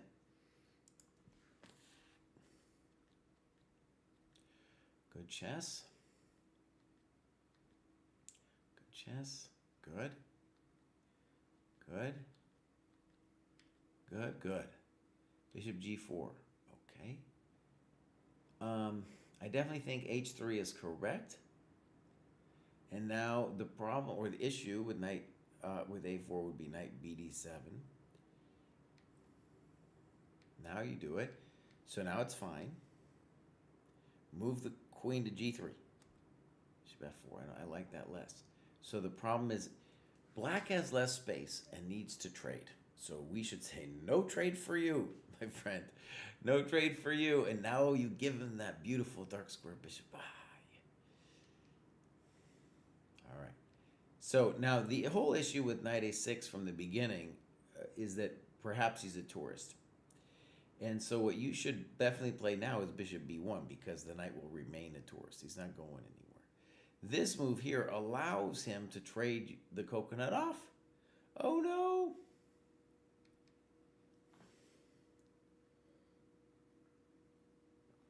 Good move.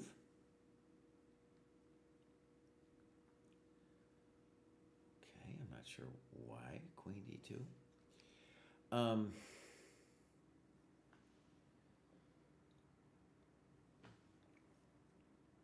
Maybe something like rook b3 intending knight b1, and then your rook is free. So, rook e7, good move on your opponent's part. Bishop f3. Bishop e5, terrible move. What should he do? He should double the rooks.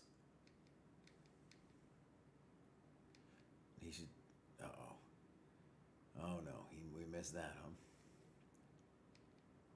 Oh.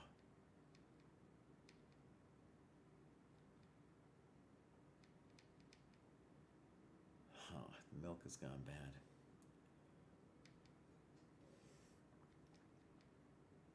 Oh, he got you now, huh? Yeah, all right. The rest of the game is unannotated. He was disgusted with himself. All right. So, some good lessons, first in positional play and then holding a bad position together. Okay. Great time control. This is the kind of thing you want to be doing. All right. If we go back to c takes b4 just for a second. You're doing the work c takes b4, and we can feel, even in that game, that the quality of play is now improving, now that we're up here at this 1200 to 1300. Yeah, great. Your whole progress is looking great, too. All right, well done. And now we're going to go on to Kananchi. Kananchi? I don't know. I do remember the name. And now you see, 37 years old, aus Deutschland. Give him a follow, Jesse. Long hiatus after the birth of his beautiful son. Now he's got some wiggle room. Great, great. All right. Now, it says 708. That's a lot. That's a lot. That's a lot of improvement. But okay, we're going to take it. That's a lot. So 1458. You're in the wrong cohort, Kananchi. Look at that. Wrong cohort, bud. So I'm happy to look at your games, but let's get in the right cohort first. All right, next up we got Socratic chess. And we're going to give Socratic chess a follow at 1350. And he's done a little work. We got several new people here to the dojo. This is great.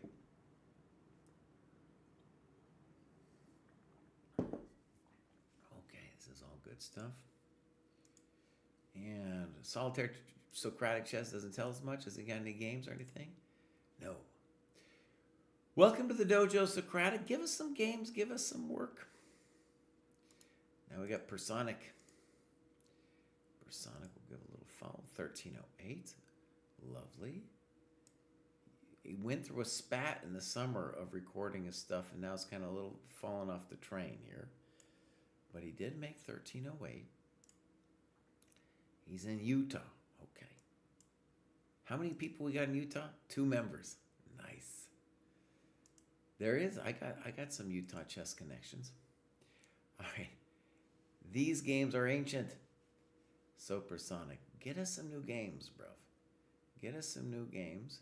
Say hi to the people there in Utah. Now we got Ross.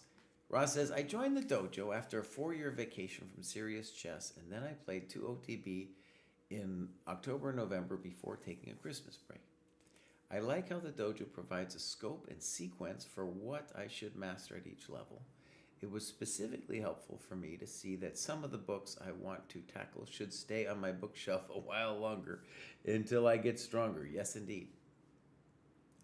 I believe it would be even more beneficial to me if the dojo could be more specific about scope and sequence for opening knowledge that I should master at each level, not just tell me to spend a fixed number of hours on various opening activities regardless of how good or bad my openings are. I believe that having a better sense of where I stand with my openings and knowing exactly What should be mastered at each level for openings would give me more confidence in how my study time is allocated. And we're going to look at Bruce Lukowski. Okay, Ross, great feedback. And I think, we have so many projects at the dojo. By the way, if you're a coder, we need your help, man. Because Jack, he's doing a lot of cool stuff, but it's like our to-do list is so large. Anyways, long story, we definitely have loads of ideas for openings. And the biggest one is we need this openings trainer. We're also going to do openings courses. And I think for right now, what we do have that is at least a little bit helpful, though this is definitely going to be built out in the future, is we have openings courses that are built for people of your level. So for example, if you go to Chessable, they're usually too involved, these courses. There's just too much work and too much memorization of random things. And what you really need, Ross, right, is an understanding of how to play just a few positions that you're going to get, right, to get a feel for them. Okay, here we go. This is Ross. And I'm going to give Ross a follow here. All right. Living the dream in San Antonio. Okay, this is great, dude. Tournament director, honeybees, chickens, saltwater aquariums. Wow. Okay. And Ross is very active here since September and really hitting it. You can see there was the break he was talking about. But he's doing the work, dude. Oh, man, he's doing the work. Yeah. I need this. We need all this man's work ethic. This is what we're talking about. Okay. And it says he's gone up 8 only in USCF. That's hard for me to believe. But in any case, maybe it's just one tournament. That 8 points, that was enough to push him over 1,400 USCF. I think this is really cool. My dream for Ross would be at this rate of work for him to make 1,500. Maybe that could be a 2026 goal, is 1,500 for Ross there. Clubs. Do we got a San Antonio club? There it is, 2 members. Nice. 50 plus, I'm in that one too. Ross, maybe I'll see you at one of these old-timer tournaments here. All right, I believe he said Lukowski.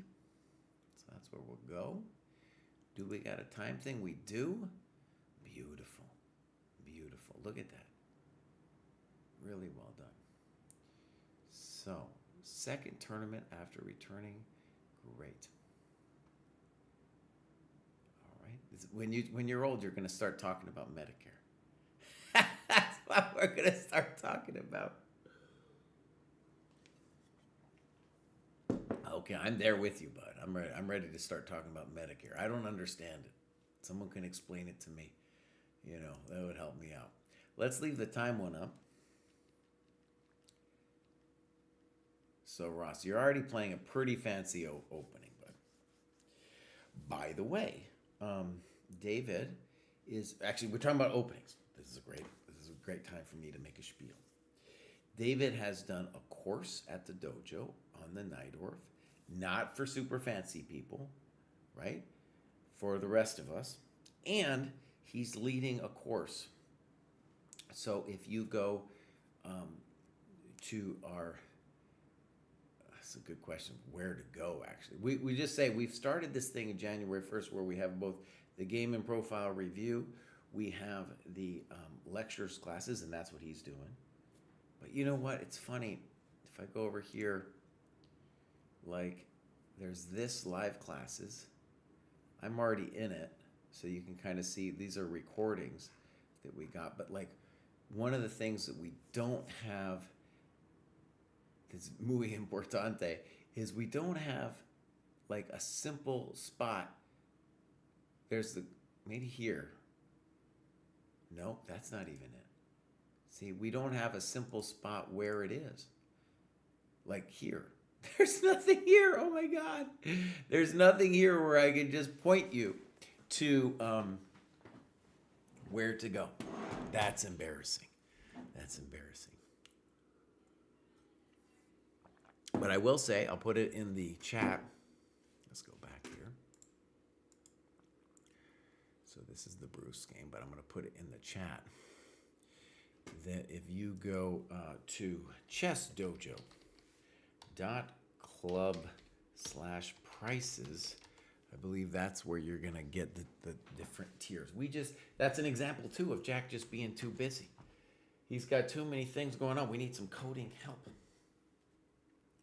But I'm going to put this on our to-do list. No place to direct people interested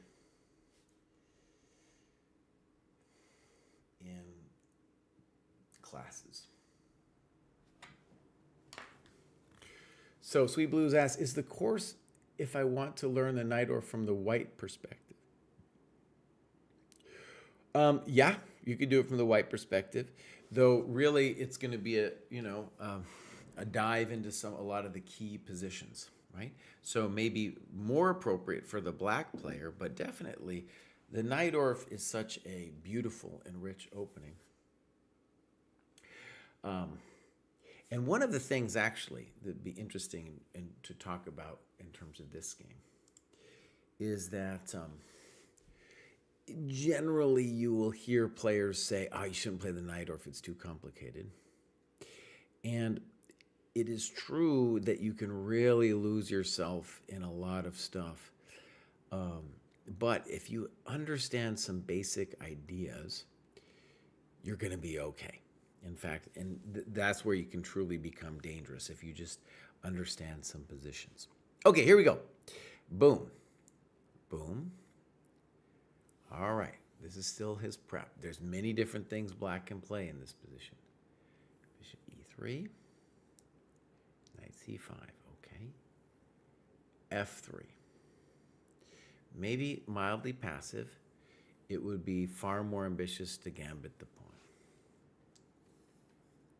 Okay. Okay. Poor move. Now notice, what is the main problem? Well, it's about time. Now, one of the things that's interesting, that's I think hard for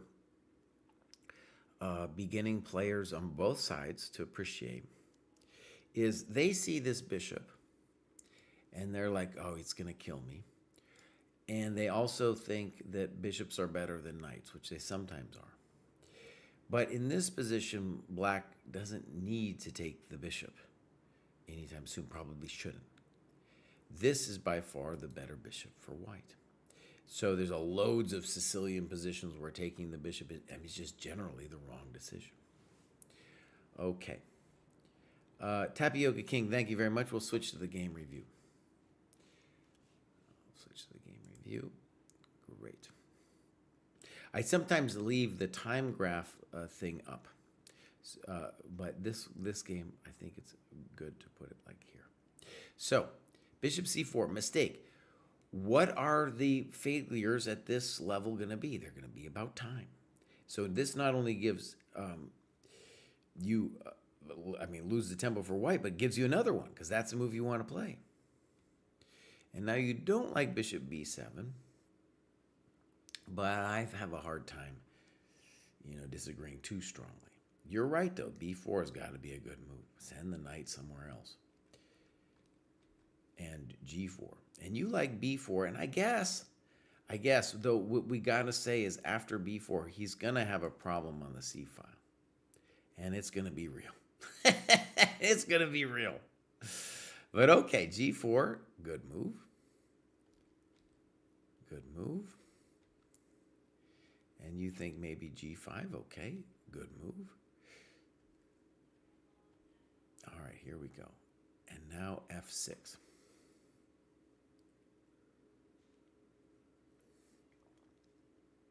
Now, I don't know if this game, this is a San Antonio turkey shoot, brilliant. So they did do it post-mortem. You played f6, so by the way, we're now in a French structure. Good move. That doesn't look right. Okay, so I was thinking maybe they would take on f6.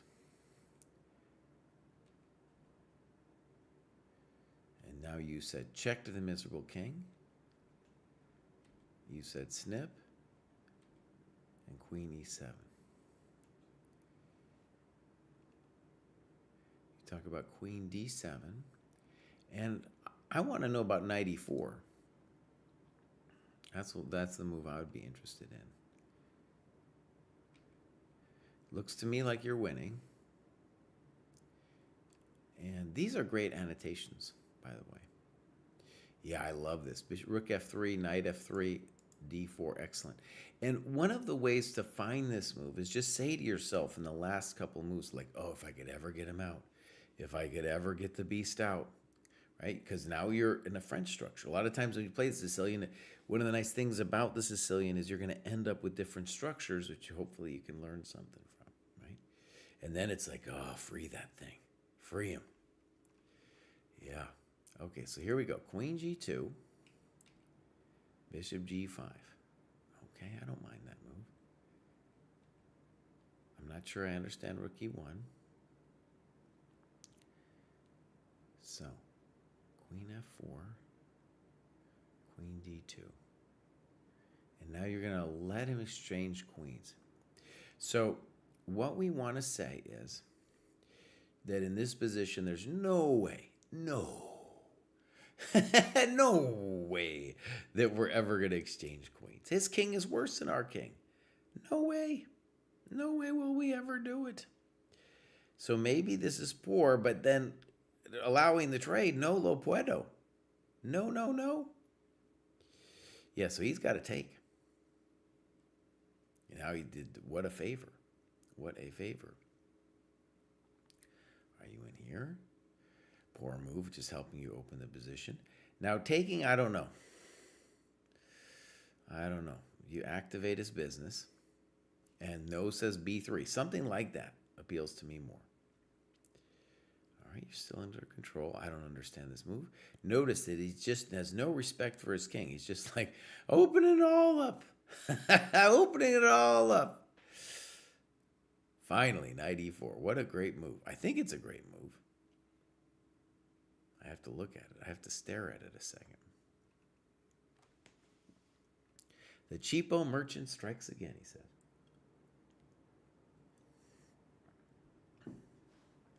Well, if it isn't bishop e4, he's really got some problems, though.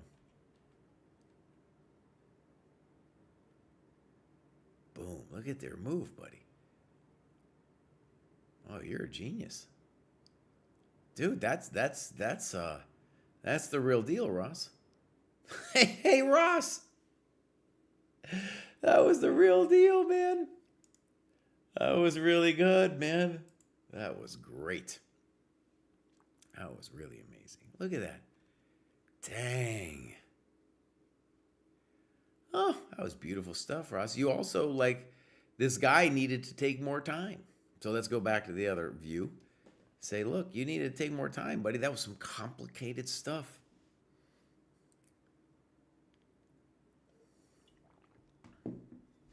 Oh, Ross, I'm pumped on your chess improvement, bud. I am definitely pumped. This is a beautiful thing you got going on. Yeah, you're bringing it since September. You're putting the hours in. You're doing these annotations. Great. I think you're definitely, that was some high level stuff. That was really good. All right, I got to go make sure the kitchen's not on fire, and I'll be back in a second.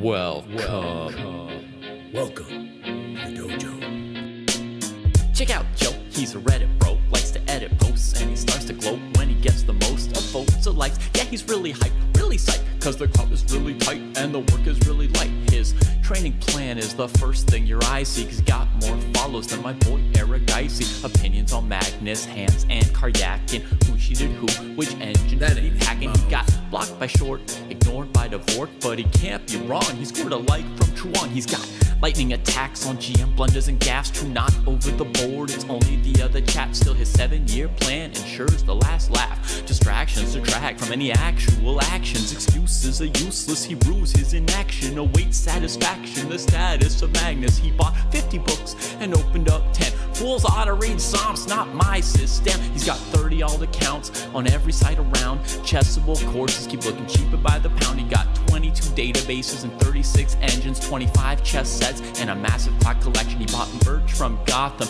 Bra and Naka, but his game history looked like some chess copy pasta. A GM coach that he don't listen to, and if you think it is, then yes, my friend, yes, this is you. But that all changed one bright sunny day when a friend said, hey, don't you know? Welcome to the dojo. It's good to grow. Welcome to the dojo. I gave up on the easy. Sweatwork's what we need, G. Sweatwork's what I believe. Ratings what I'll receive. Don't you know? Welcome to the dojo. It's good to grow. Welcome to the dojo. I stepped away from easy. Sweatwork's what we need, G. If Sweatwork's what I believe. Ratings what I'll receive. So Joe got into the business, stopped the abstinence, daily practices, rhythm, he even upped his fitness. He found sparring cathartic, postmortems charming. With the plus equal minus, he was armed for ELO farming. With notepad and pen, he built up calluses, escape rating paralysis, with lengthy game analysis. With sensei direction, he sold his collection. Read one classic and that was fantastic. Now he locked to the spot where they checking off boxes. Young prodigies and some wily old foxes. 3.5 points per box, that's shocking progress. Goal nearing, cohort cheering, Joe doesn't hear it. He's monotasking, no relaxing, concentration maxing. One book, one board, one set, one thought. Work, work, never stop. One book, one board, one set, one thought. Work, never stop. Now occasionally, he peeps the world of the tweet and laughs when he sees the player that he used to be. Blank face staring, complex plans comparing while he's dojo training. Hours a day playing out positions, transpositions, and growing his board vision. Transition from poser to player, focus without a care. He leaves them complaining in his dust, staying with their week-old ratings. Blast past his week-old rating, each week's a new occasion. He never takes vacation, the work is entertaining, the growth he's maintaining. Well, my friends, I'm going to finish today, I think. I think I'm actually going to make it. Next up, we got Samuel. If I didn't go down there, by the way, my beans were about to be dried to a crisp and then turned into a fiery ball. A fiery ball of nothing. So I was good that I went down there. Liszt's classical games to review. Okay, now what's going on over here? Liszt's classical games. It's cool that if you want to do a separate folder, but all of the games that you have that are going to be your games need to go in the file called My Games. Muy importante. Matt says under material, right? Let's go look, actually. No, it's kind of. No, because no, it doesn't.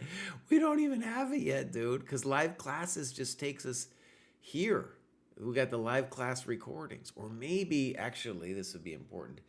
If somebody isn't part of the program, maybe it shows it then? That's a good question. Matt Chess, maybe that's something you know. I don't have access to the unlogged in thing right now. Okay, let's go back, and we were talking about Samuel here. Here's Samuel. He's got some games. Let's go click on this one. Ba-bam.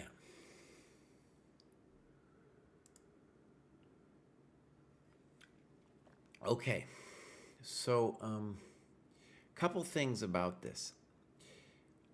We want to say that the time control is too fast for where you are. And then this, you're using, like all the way up to here, you're just using the computer.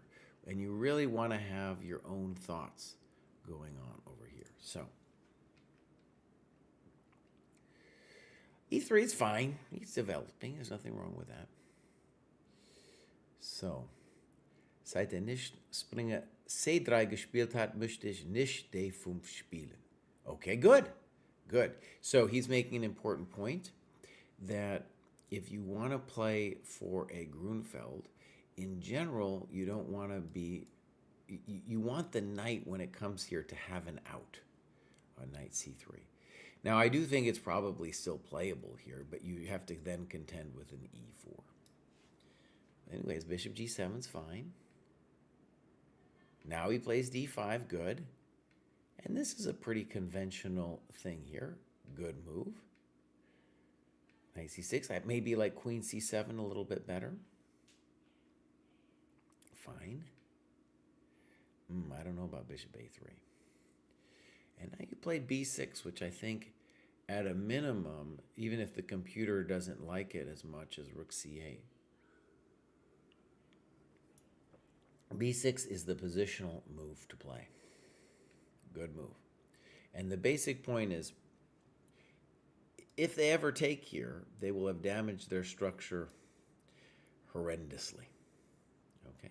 Now, could you have also played cd4? Yeah, you could have. Good move. Good move.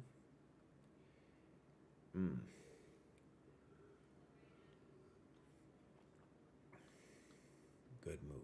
Well played. And now he just completely loses his mind here with a 10-second think and plays bishop f7. Right? Completely loses his mind. Knight e5, good move. And de5, queen c4, it looks, well, at the minimum, it's an interesting position. Honestly, though, let's look at this. At my first instinct was that this was fine for you. But you correctly say here, oh no, maybe it's not so easy. Like, boom, boom, boom. Now that's a mistake by white to allow that. But notice he could have played on queen a2. He can consider boom, boom, boom, boom. And now, well, it's still an exciting game. Let's put it that way. Rook d6 is a thought. Okay, so Sweet Blue says, if I go there, I see what you see, but if I try to play the classes, it says I don't have access. Right, that makes sense. But what we still don't have is we have this amazing new classes feature, and there's no place on the site where I could say, hey, go there. And it should be, you know, there should be like new something up there. It should be like new classes, you know. So I'm going to yell at Jack about that after I get done with this stream. Okay, first, let's mark this as reviewed before I get out of there. Now, I'm keeping it on the time I want people to see. This is too fast. People playing too fast. And that's how this guy lost. b5, I would have preferred rook c8. Oh, this makes me nervous. Now you say you didn't see queen d5, but also, like, why would you ever allow rook c7 if you didn't have to? Oh no. All right, so he goes queen f5. And now I feel like we gotta play knight f5. Here, look, when we do this, oh no, there's some scary things happening here. Now g4, I just don't understand what he's doing. Why? Okay.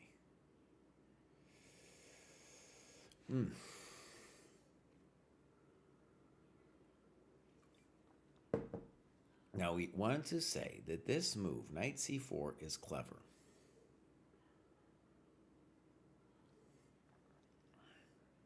Because black is aiming up to play bishop f8 soon.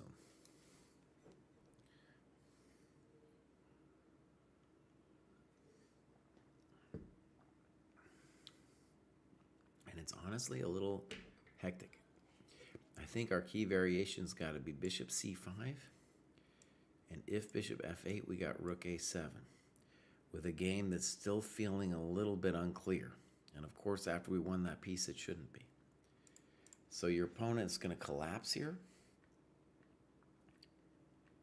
Welcome to the dojo, right?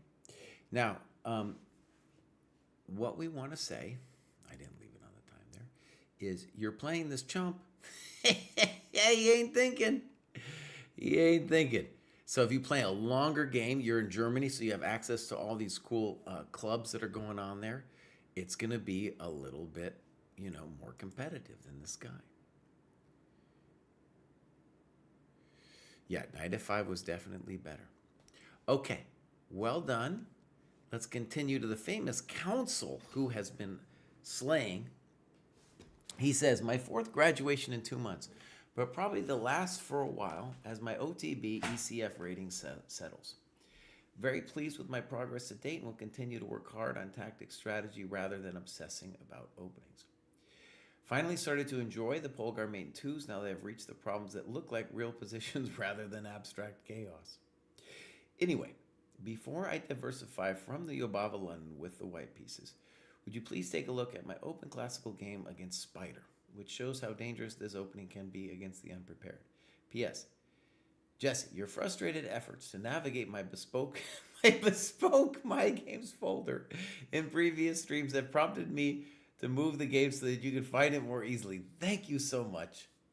And you do have a very bespoke My Games folder.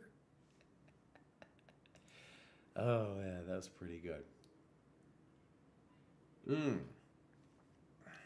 Actually, Foos Chess, you have a very good point. What about the simple knight takes d4? I think there's bishop f7 there. Is the rook on a8 in that position? Right? Because if the rook's on f8, he can go bishop f7 in that position. There's no rook f7 because of queen a8. That's just my memory of it there, though. Good question. All right, here's counsel. So as you can see, this man is really working.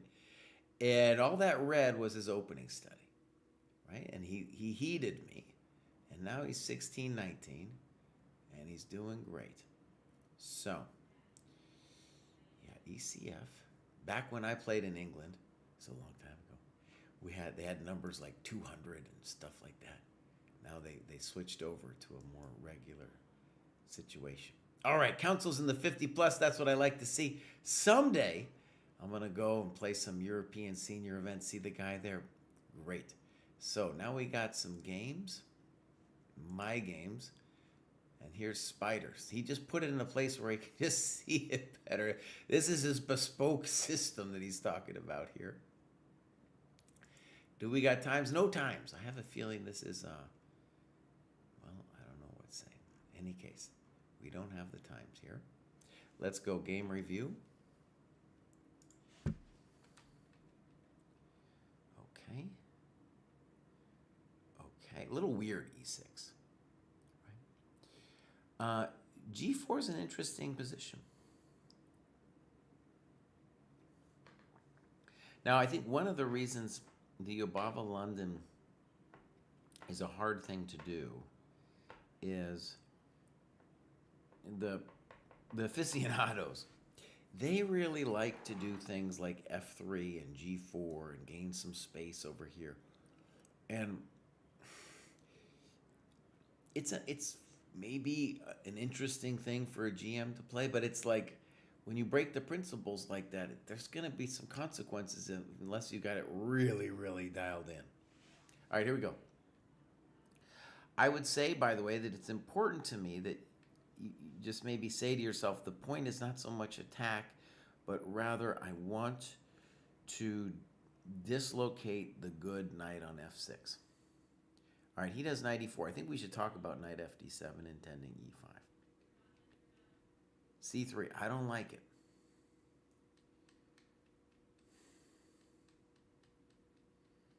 Yeah, I don't like it. Why? Because we're losing a tempo. What would be another way? Bishop g2. If check, maybe just king f1. And if we win the center pawn, we can claim we're better. Now notice, this is some Yobava stuff. Welcome to the Yobava, brother. c3 ain't it. Okay, e5, good move. Bishop f5. All right, here we go. Now, bishop g2 should be analyzed here. Castles. Snip. That's no good. That's no good. You mentioned queen e6. We got to talk about castles. Good move. Now we have the file, and that pawn is real weak. Queen e7, and now bishop g2. Makes sense. H4 is also a thought. I don't mind bishop G2. Snip. And now, what is the primary crime of bishop G6? It's not a developing move, right? So at this level, I think it's great that you want to play the Yobava. I don't have any problem with it.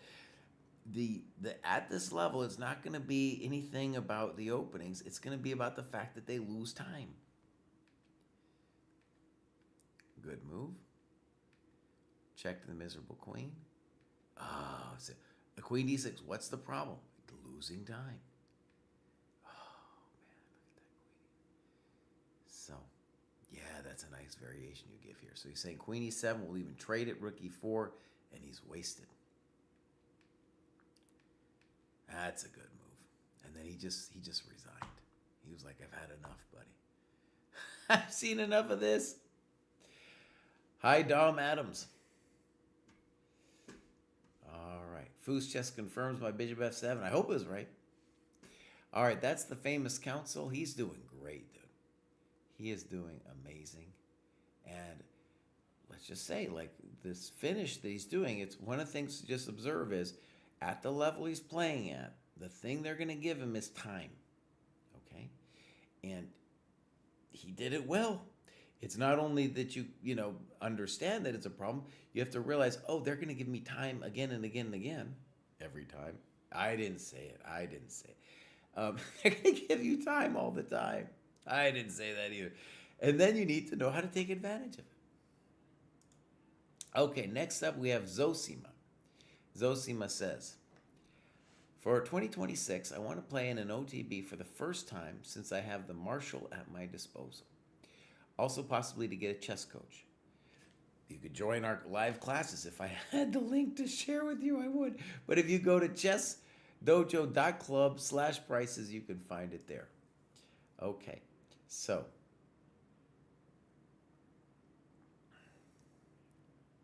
Matt is actually saying some stuff. It appears under the material menu. Hold on. I don't know if this is true, Matt. And then you say click play. What do you mean click play? There's nothing that says click play. No, I don't see it under material. The live classes, no, it's not there. Not there, Matt. Not there. So, let's go back. And we got a couple more people. This is the famous Zosima, whose spiel we just read. We're going to give him a follow. Queen's Gambit convert, aspiring chess bum. So I want to say, Zosima, if you made it to this level, 1819, from the Queen's Gambit generation, then that's simply very impressive, too. Very impressive. Okay, 1805, this is looking great. And you haven't even played much OTB. So you might have some natural talent going on, Zosima. That might be what's going on. We got a coder, New York City. I hear talk about the Marshall moving and stuff. I don't know. I kind of don't want it to move. You know? I had some good times there as a kid. All right, let's check out this one here. Ba-boom. And we got a time graph here. So, as we move up the ladder, we'll see better uses of time. And you can see black spent a lot of time, and they actually give them a low rating. And, when you're at 1800, that's when people start taking too long.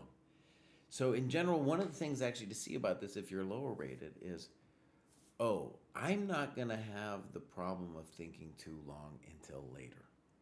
And if my, it's just really not a thing. Sometimes you see it, sometimes, but it is a rare exception. As we get up here to 1800, it's something more we'll see. One of the things I think Zosima is going to need to do for their own chess improvement is precisely that OTB that they're intending. It hasn't come out yet, but I did a video called The 2100 Trap. And that's about where Zosima is. 1800 is about 20, Dojo is about 2100 ChessCom.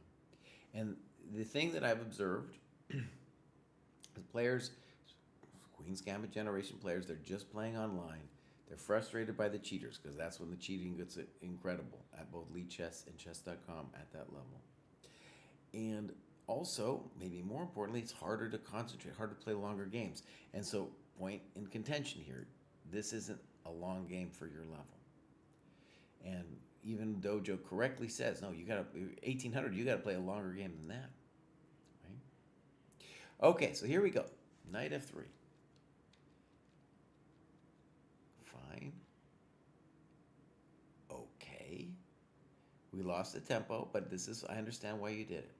So now you're playing a reverse Petrosian system against the Queen's Indian.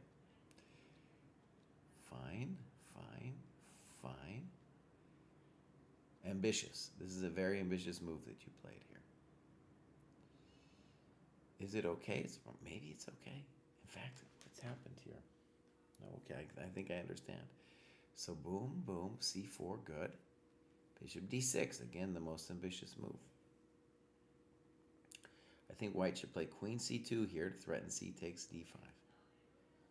c3, rook c1. Big move, and you play d4. It doesn't look right to me. Yeah. You talk about queen b8, looks right to me, queen b8. Something like that. Queen b7, conceivably. Right? Okay. So this looks poor, and maybe you kind of you can see on the clock too, you might have felt uncomfortable with the situation. Let me just say that since you are down in time, something that you should be aware of, well, by down in time I just mean down in development, is that when you open the position, like you do with e5 here, that is going to favor the person with more time, in this case your opponent, right? And you need some moves before you can castle.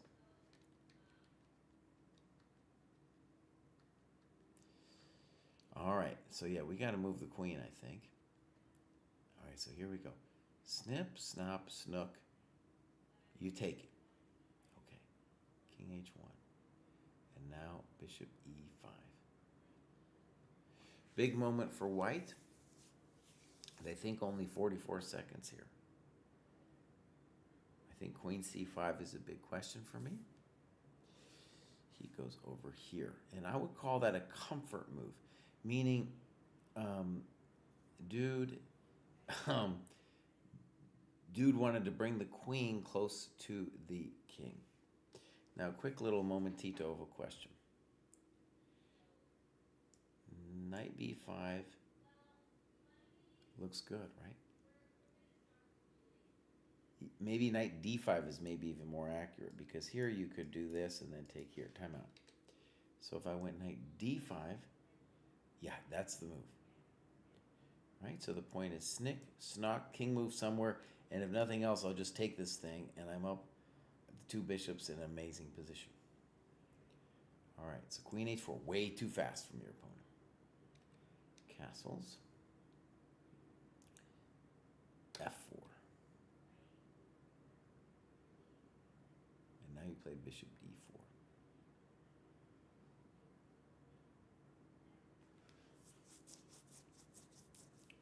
Okay, maybe f4 is scary, but what about snip, snop, and snook? There's no f5 because of knight g3, and then next move we'll play f5. Isn't that reasonable for us? Well, we're not losing this game. All right, bishop d4. What's the problem? Loss of time. f5 looks crushing. Snip, snop, and now we really are in deep. Now he might have something better than taking, but okay, you can't complain too much. I don't know. Oh, it's real bad, isn't it? Oh, man. So, Zosima, the critical mistake was a tactical one. I think you had this move. Yeah, I think you had that move. Your opponent had a lot of stuff, though, after d4. Mostly because the position was open, and he was up in chess. Up in chess. Up in time.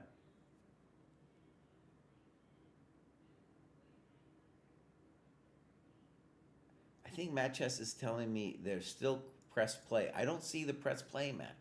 I really don't. I go material. What do you mean press play? What do you mean press play, Matt? No comprende. What you mean press play? All right. So let me mark that as reviewed. We got two more. We got Norzius here.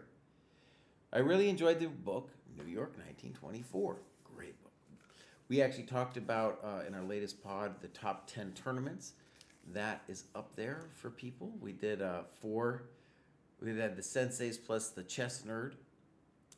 And so that was up on everybody's list, that tournament, partially because the book was so amazing. It was fascinating to immerse myself in the chess atmosphere of that era and to see annotations made by Alekhine himself. Studying Spassi's games was also very engaging. I also finally finished the book, 1001 Chess Exercises for Club Players, which I started back in 24. Thank you to the senseis and everyone in the dojo for the guidance and support. So amazing, Norzius, that you've made it this far. Absolutely cool that you've made it this far. Let's go back and look at Norzius. Right, the famous Norzius, dude, from Kazakhstan. Now, he started a Kazakhstan club. Let's see if there's more than one. Oh, it's still only one. It's my dream. It's my dream that Kazakhstan club is going to get stronger and stronger. Norzius is bringing it, dude. And, you know, it makes sense that the climb should kind of slow down for him. And you can see he kind of hit a little bit of a wall until he did this improvement here. Norzius is definitely at a moment where he needs to play some OTB. Yeah, oh, look at that, dude. That's what the youth from Kazakhstan bringing it here. This is really great. Maybe that's New York 1924, that blue right there. Oh, beautiful, Norzius. All right, let's go look at your games. At the very least, I'm hoping you've got some longer games going on here. Let's go look here. So, 1 plus 30, okay, fine. Both players may be moving a little too fast in this one.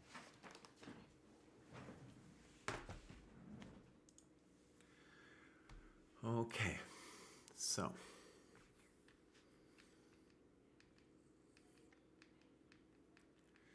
Right, poor move.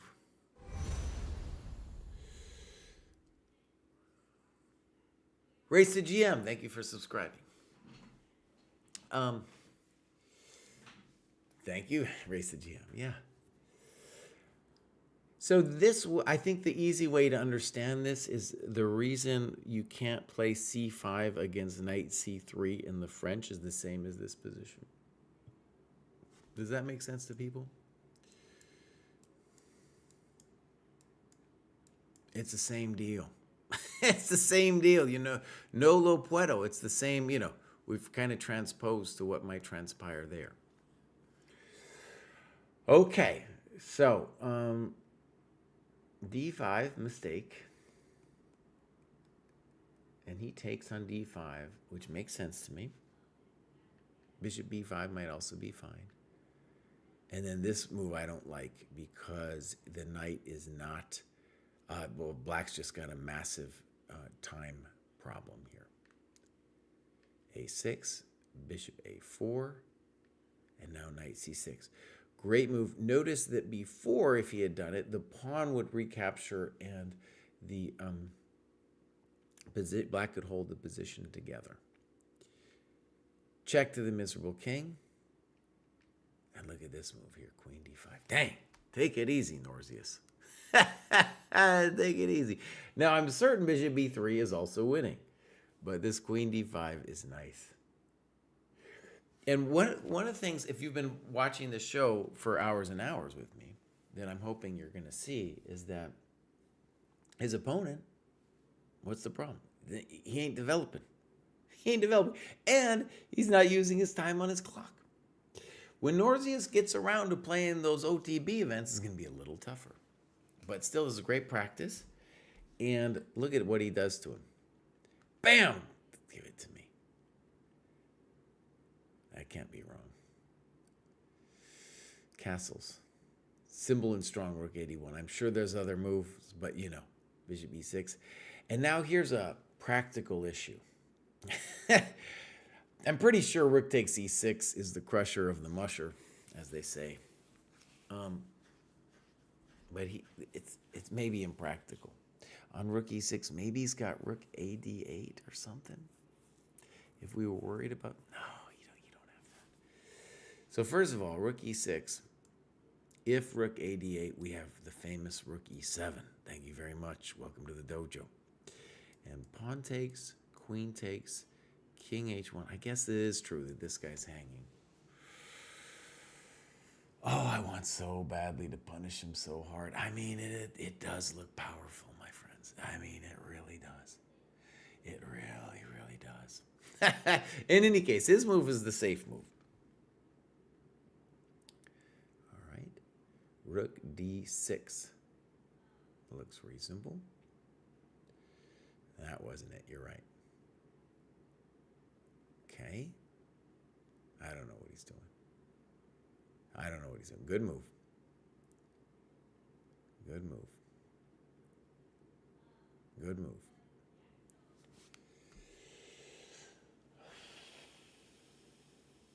Now, I guess we could be a little worried about a3.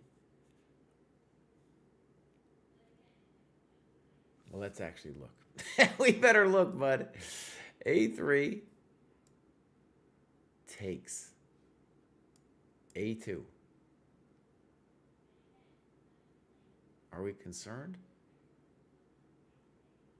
I'm a little concerned. I'm going to be honest with you.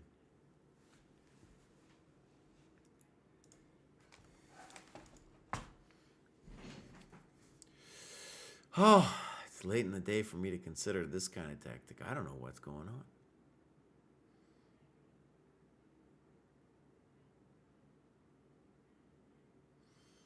I'm scared out of my mind. Wait a second. I might have an idea here. We do have an idea here. Boom, boom, check here, check here, check here, and we stop that coconut. Now, maybe that's all easy for Norzius to see, but that took me a moment. Okay? That took me a moment. Good move. That isn't it. Very simple. Nice chess. Now he ain't doing nothing. He ain't doing nothing. Queen d8. Fers d8. I don't know how to say d8 in Russian. King fake queen f6. Beautiful. Okay. So knight f8, not king f8. Oh, Race to GM has an important question on my variation with gh7. Very good point. King h8. Oh, crap. That really is a crap-arino, isn't it?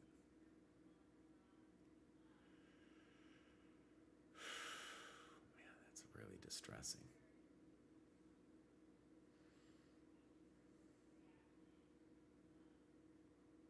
I'm feeling distressed, honestly.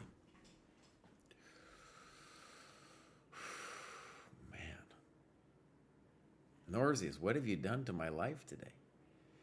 What have you done, bud? Race the GM spots it. Queen d1 instead of gh? Wait a second. Maybe you are onto something indeed. Okay, queen d1. But wait. But wait, Mr. Pate. All right, let's just slow it down here. He's got a2. I guess we can play queen a1. It's not what I wanted. It's not what I woke up to. Right? Because we got rook d8 was maybe your intention, knight f8, or rook takes and then knight f8, and I don't know then. I'm not happy. I feel like I deserved more in life. All right, if we're going to make a thing of it, let's make a thing of it. So, rook fd8. Now, the easy way for Norzius to have done this was just to take on d8 like a normal person and then play h5. He does this. a4, that's Black's only play. h5, and now it makes sense you want to play h5, but now the famous a3, and I don't know. Cross Online asks, how are your lecture classes going? They're going great, dude. They're going really well. You should join us, bro. We got this Capablanca group going on. I think you would dig it, man. And in fact, get this, Cross, we got a guy in there. I actually haven't done the first Capablanca class. We actually only got enough people to do it for this week, but I'm going to meet with them tomorrow. And yeah, we got a guy in there who's blind, dude. Or, when people say blind, they mean legally blind, right? Anyways. He's going to be in there. I haven't met him yet, but we've got a couple, definitely a good group. Okay, so I don't understand A3. It looks too hectic for me. But that was a good Norzius, dude. This guy's amazing. He definitely. That video's coming out. Check it out. It's coming out hopefully soon. The 2100chess.com trap. Norzius is a little stronger than 2100chess.com, I would say. Right? What is he actually? Let's go look. He is at 2178. He's still in that range. And so, yeah, that's the hard thing. And it's so hard. It's a habitual thing because he's used to, as everybody else is, playing online. And that jump to going to play OTB, that's a hard deal. It's a hard deal. Okay. So, let's go to our final graduate. And this is the famous Braden. We haven't seen Braden in a while. Let's go see if Braden says anything. Nothing. Braden, dude, you are a famous dojoer. Joined in 23, May 1st, 23. The famous Braden. Dang. You got to come back, but come back to the dojo, bro. Well, his rating's going up. He's using this Canadian business, 2104, looking great. Looking absolutely great. So, maybe I'm going to guess sporadically working on his game. He's in Toronto. I remember all of this. Previously, yeah, okay. So, games, my games. He's been doing it. Oh, but it's kind of a long time ago, but we're still going to look at it. When you're playing a dude named Gyula, you know they're pretty good, dude, right? You know they're pretty good. Do we have times? We do. Braden arguably moving a little too fast. His opponent, though, yeah, went to the edge. All right, good. Let's hit game review. We'll mark this, and we'll get into it. So, good chess so far. Oh, that's a fancy move, Braden. That's a fancy move. Now, we did have a g4, g5 earlier, and the idea is the same here. He wants to achieve g4, g5 to knock the knight from f6. Bishop e7. And he says this is absolutely a dubious move. And it is true. Black needs pronto to, he has to realize that g4, g5 is a real thing. Beautiful, simple chess. And I don't know if it's lost here or anything, but it's difficult because the black king is kind of hosed, and the knight on f6 really is a strong piece. Okay, good. Simple chess. Good chess. Maybe. Thinks a while, and now Braden thinks for a while. Here, Braden, I guess I would wish for more annotations. I like this move, though, because Black's intention was to trade on f1 and sink you on c4. And you say no to that. And now he says, I don't care about development. You know? All right. Queen c3, ambitious. b5. Knight d2. Fun, okay. Bishop takes. Beautiful move. Okay, look at this guy. Look at him go. Rook g4. Dang. Now castles is pure desperation. Now, of course, Braden could take on c4, but Braden said, you know what? He likes rook c4 better. I understand why you played rook h1. I understand. So boom, boom. It looks winning to me. That's got to be it. Oh, nice move, Braden. Beautiful chess. This is what they get. And look at that. He gave you the e4 square. Welcome to the dojo. Queen c4. I don't know. It's hard for him to move now. Simple chess. Oh, you gotta like it. Oh, so nice. Oh, simple. Oh, so simple and nice, Braden. Oh, there you go, buddy. There you go, bud. He ain't doing nothing. Oh, look at what you did to him. Dang, Braden. That's some good chess, buddy. That's some good chess right there. No, he's not even going to d6 him. He's just like, nope, I'm going to give you this business.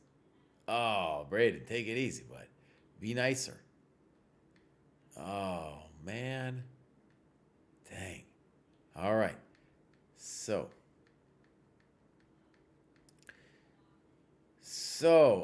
curious. That was great. That was amazing. We have Zoomja asking if he's showing up on the graduates today. Well, let's go back here and see if we see Zoomja. I don't remember a Zoomja. It could be that if you just did it recently, that it'll show up for next week. I think if you did it maybe today or something, it'll show up for next week. Oh, man, that was a pretty good grad show. Let's do one quick thing before we get out of here. Let's go look at the tournament in Seville, where Kostya is playing, and then several friends of the dojo. Not classroom, Jesse. Watch. So, where is this? I want events. Watch events. Not chess TV. I'm not interested in some chump chess TV. There it is. So, let's click on him. And then our boy here, Friedel, was having a great tournament. And now he's playing Jennifer Yu. Holy moly. Let's go take a look at this. Jennifer Yu used to be very active. Friedel's going to just do the old man thing to her here. A5. This is a fancy move that she's got. There, simple chess, buddy. Nice position.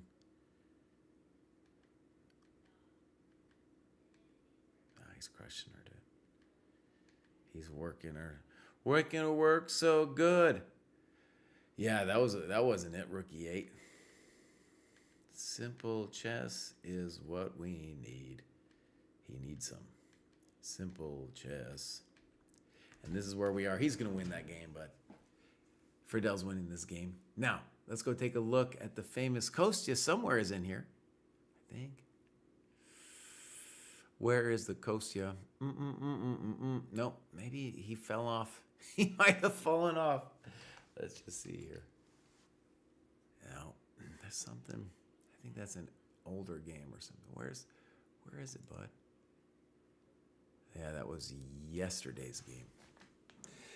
So I don't know. They're not streaming Kostya's game today. Maybe because he lost or something yesterday. I don't know. It says he drew. I don't understand. All right. So we'll be keeping an eye on that. Oh, is this? No, see, that's round 5. We want round 6. We ain't seeing Kostya. All right. Zoom John, thank you. Hopefully we'll see you next week. We're going to hit the raid on somebody here. Who are we going to raid? Let's raid friend of the dojo. I am Rosen. Boom. I played that kid when he was a little kid. He still is a little kid.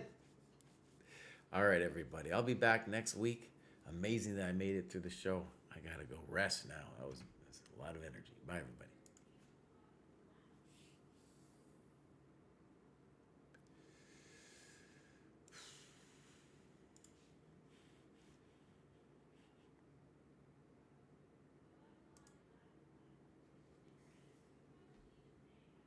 Okay, I'm moving this to the top of the list.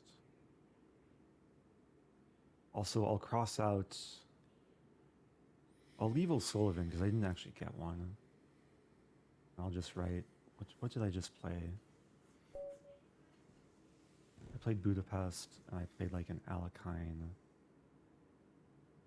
Scandi. Okay, I'm white this game. I'll play e4. The Portsmouth is c5, knight f3, knight c6, b4. But my opponent's playing an Alekhine. Okay. I'll play knight c3. I'll offer a Vienna, how about? Like what my opponent did last game. Okay, we have Vienna. I'll play Vienna Gambit. Oh.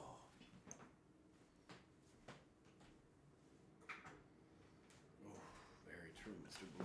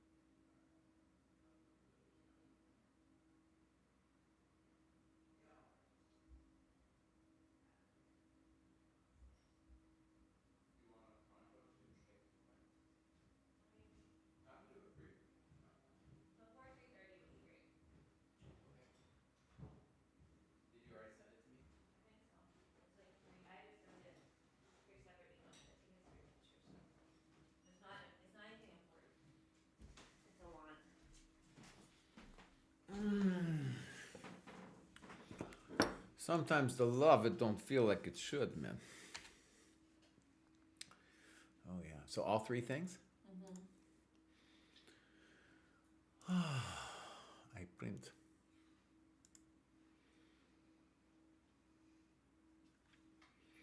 I print. Make that little sound for me. Oh! Well, there were things I needed to ask you. What were they?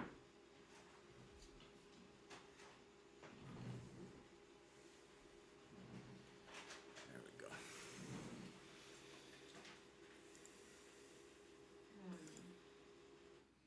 Oh, paint, the desk guy is coming on Friday. Okay, So that works out well because then it won't interfere with Hattie being here. good.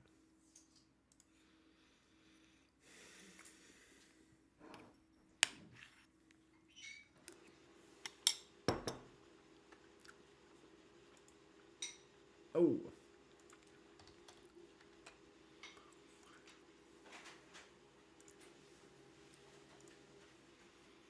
What are these pictures about, hon?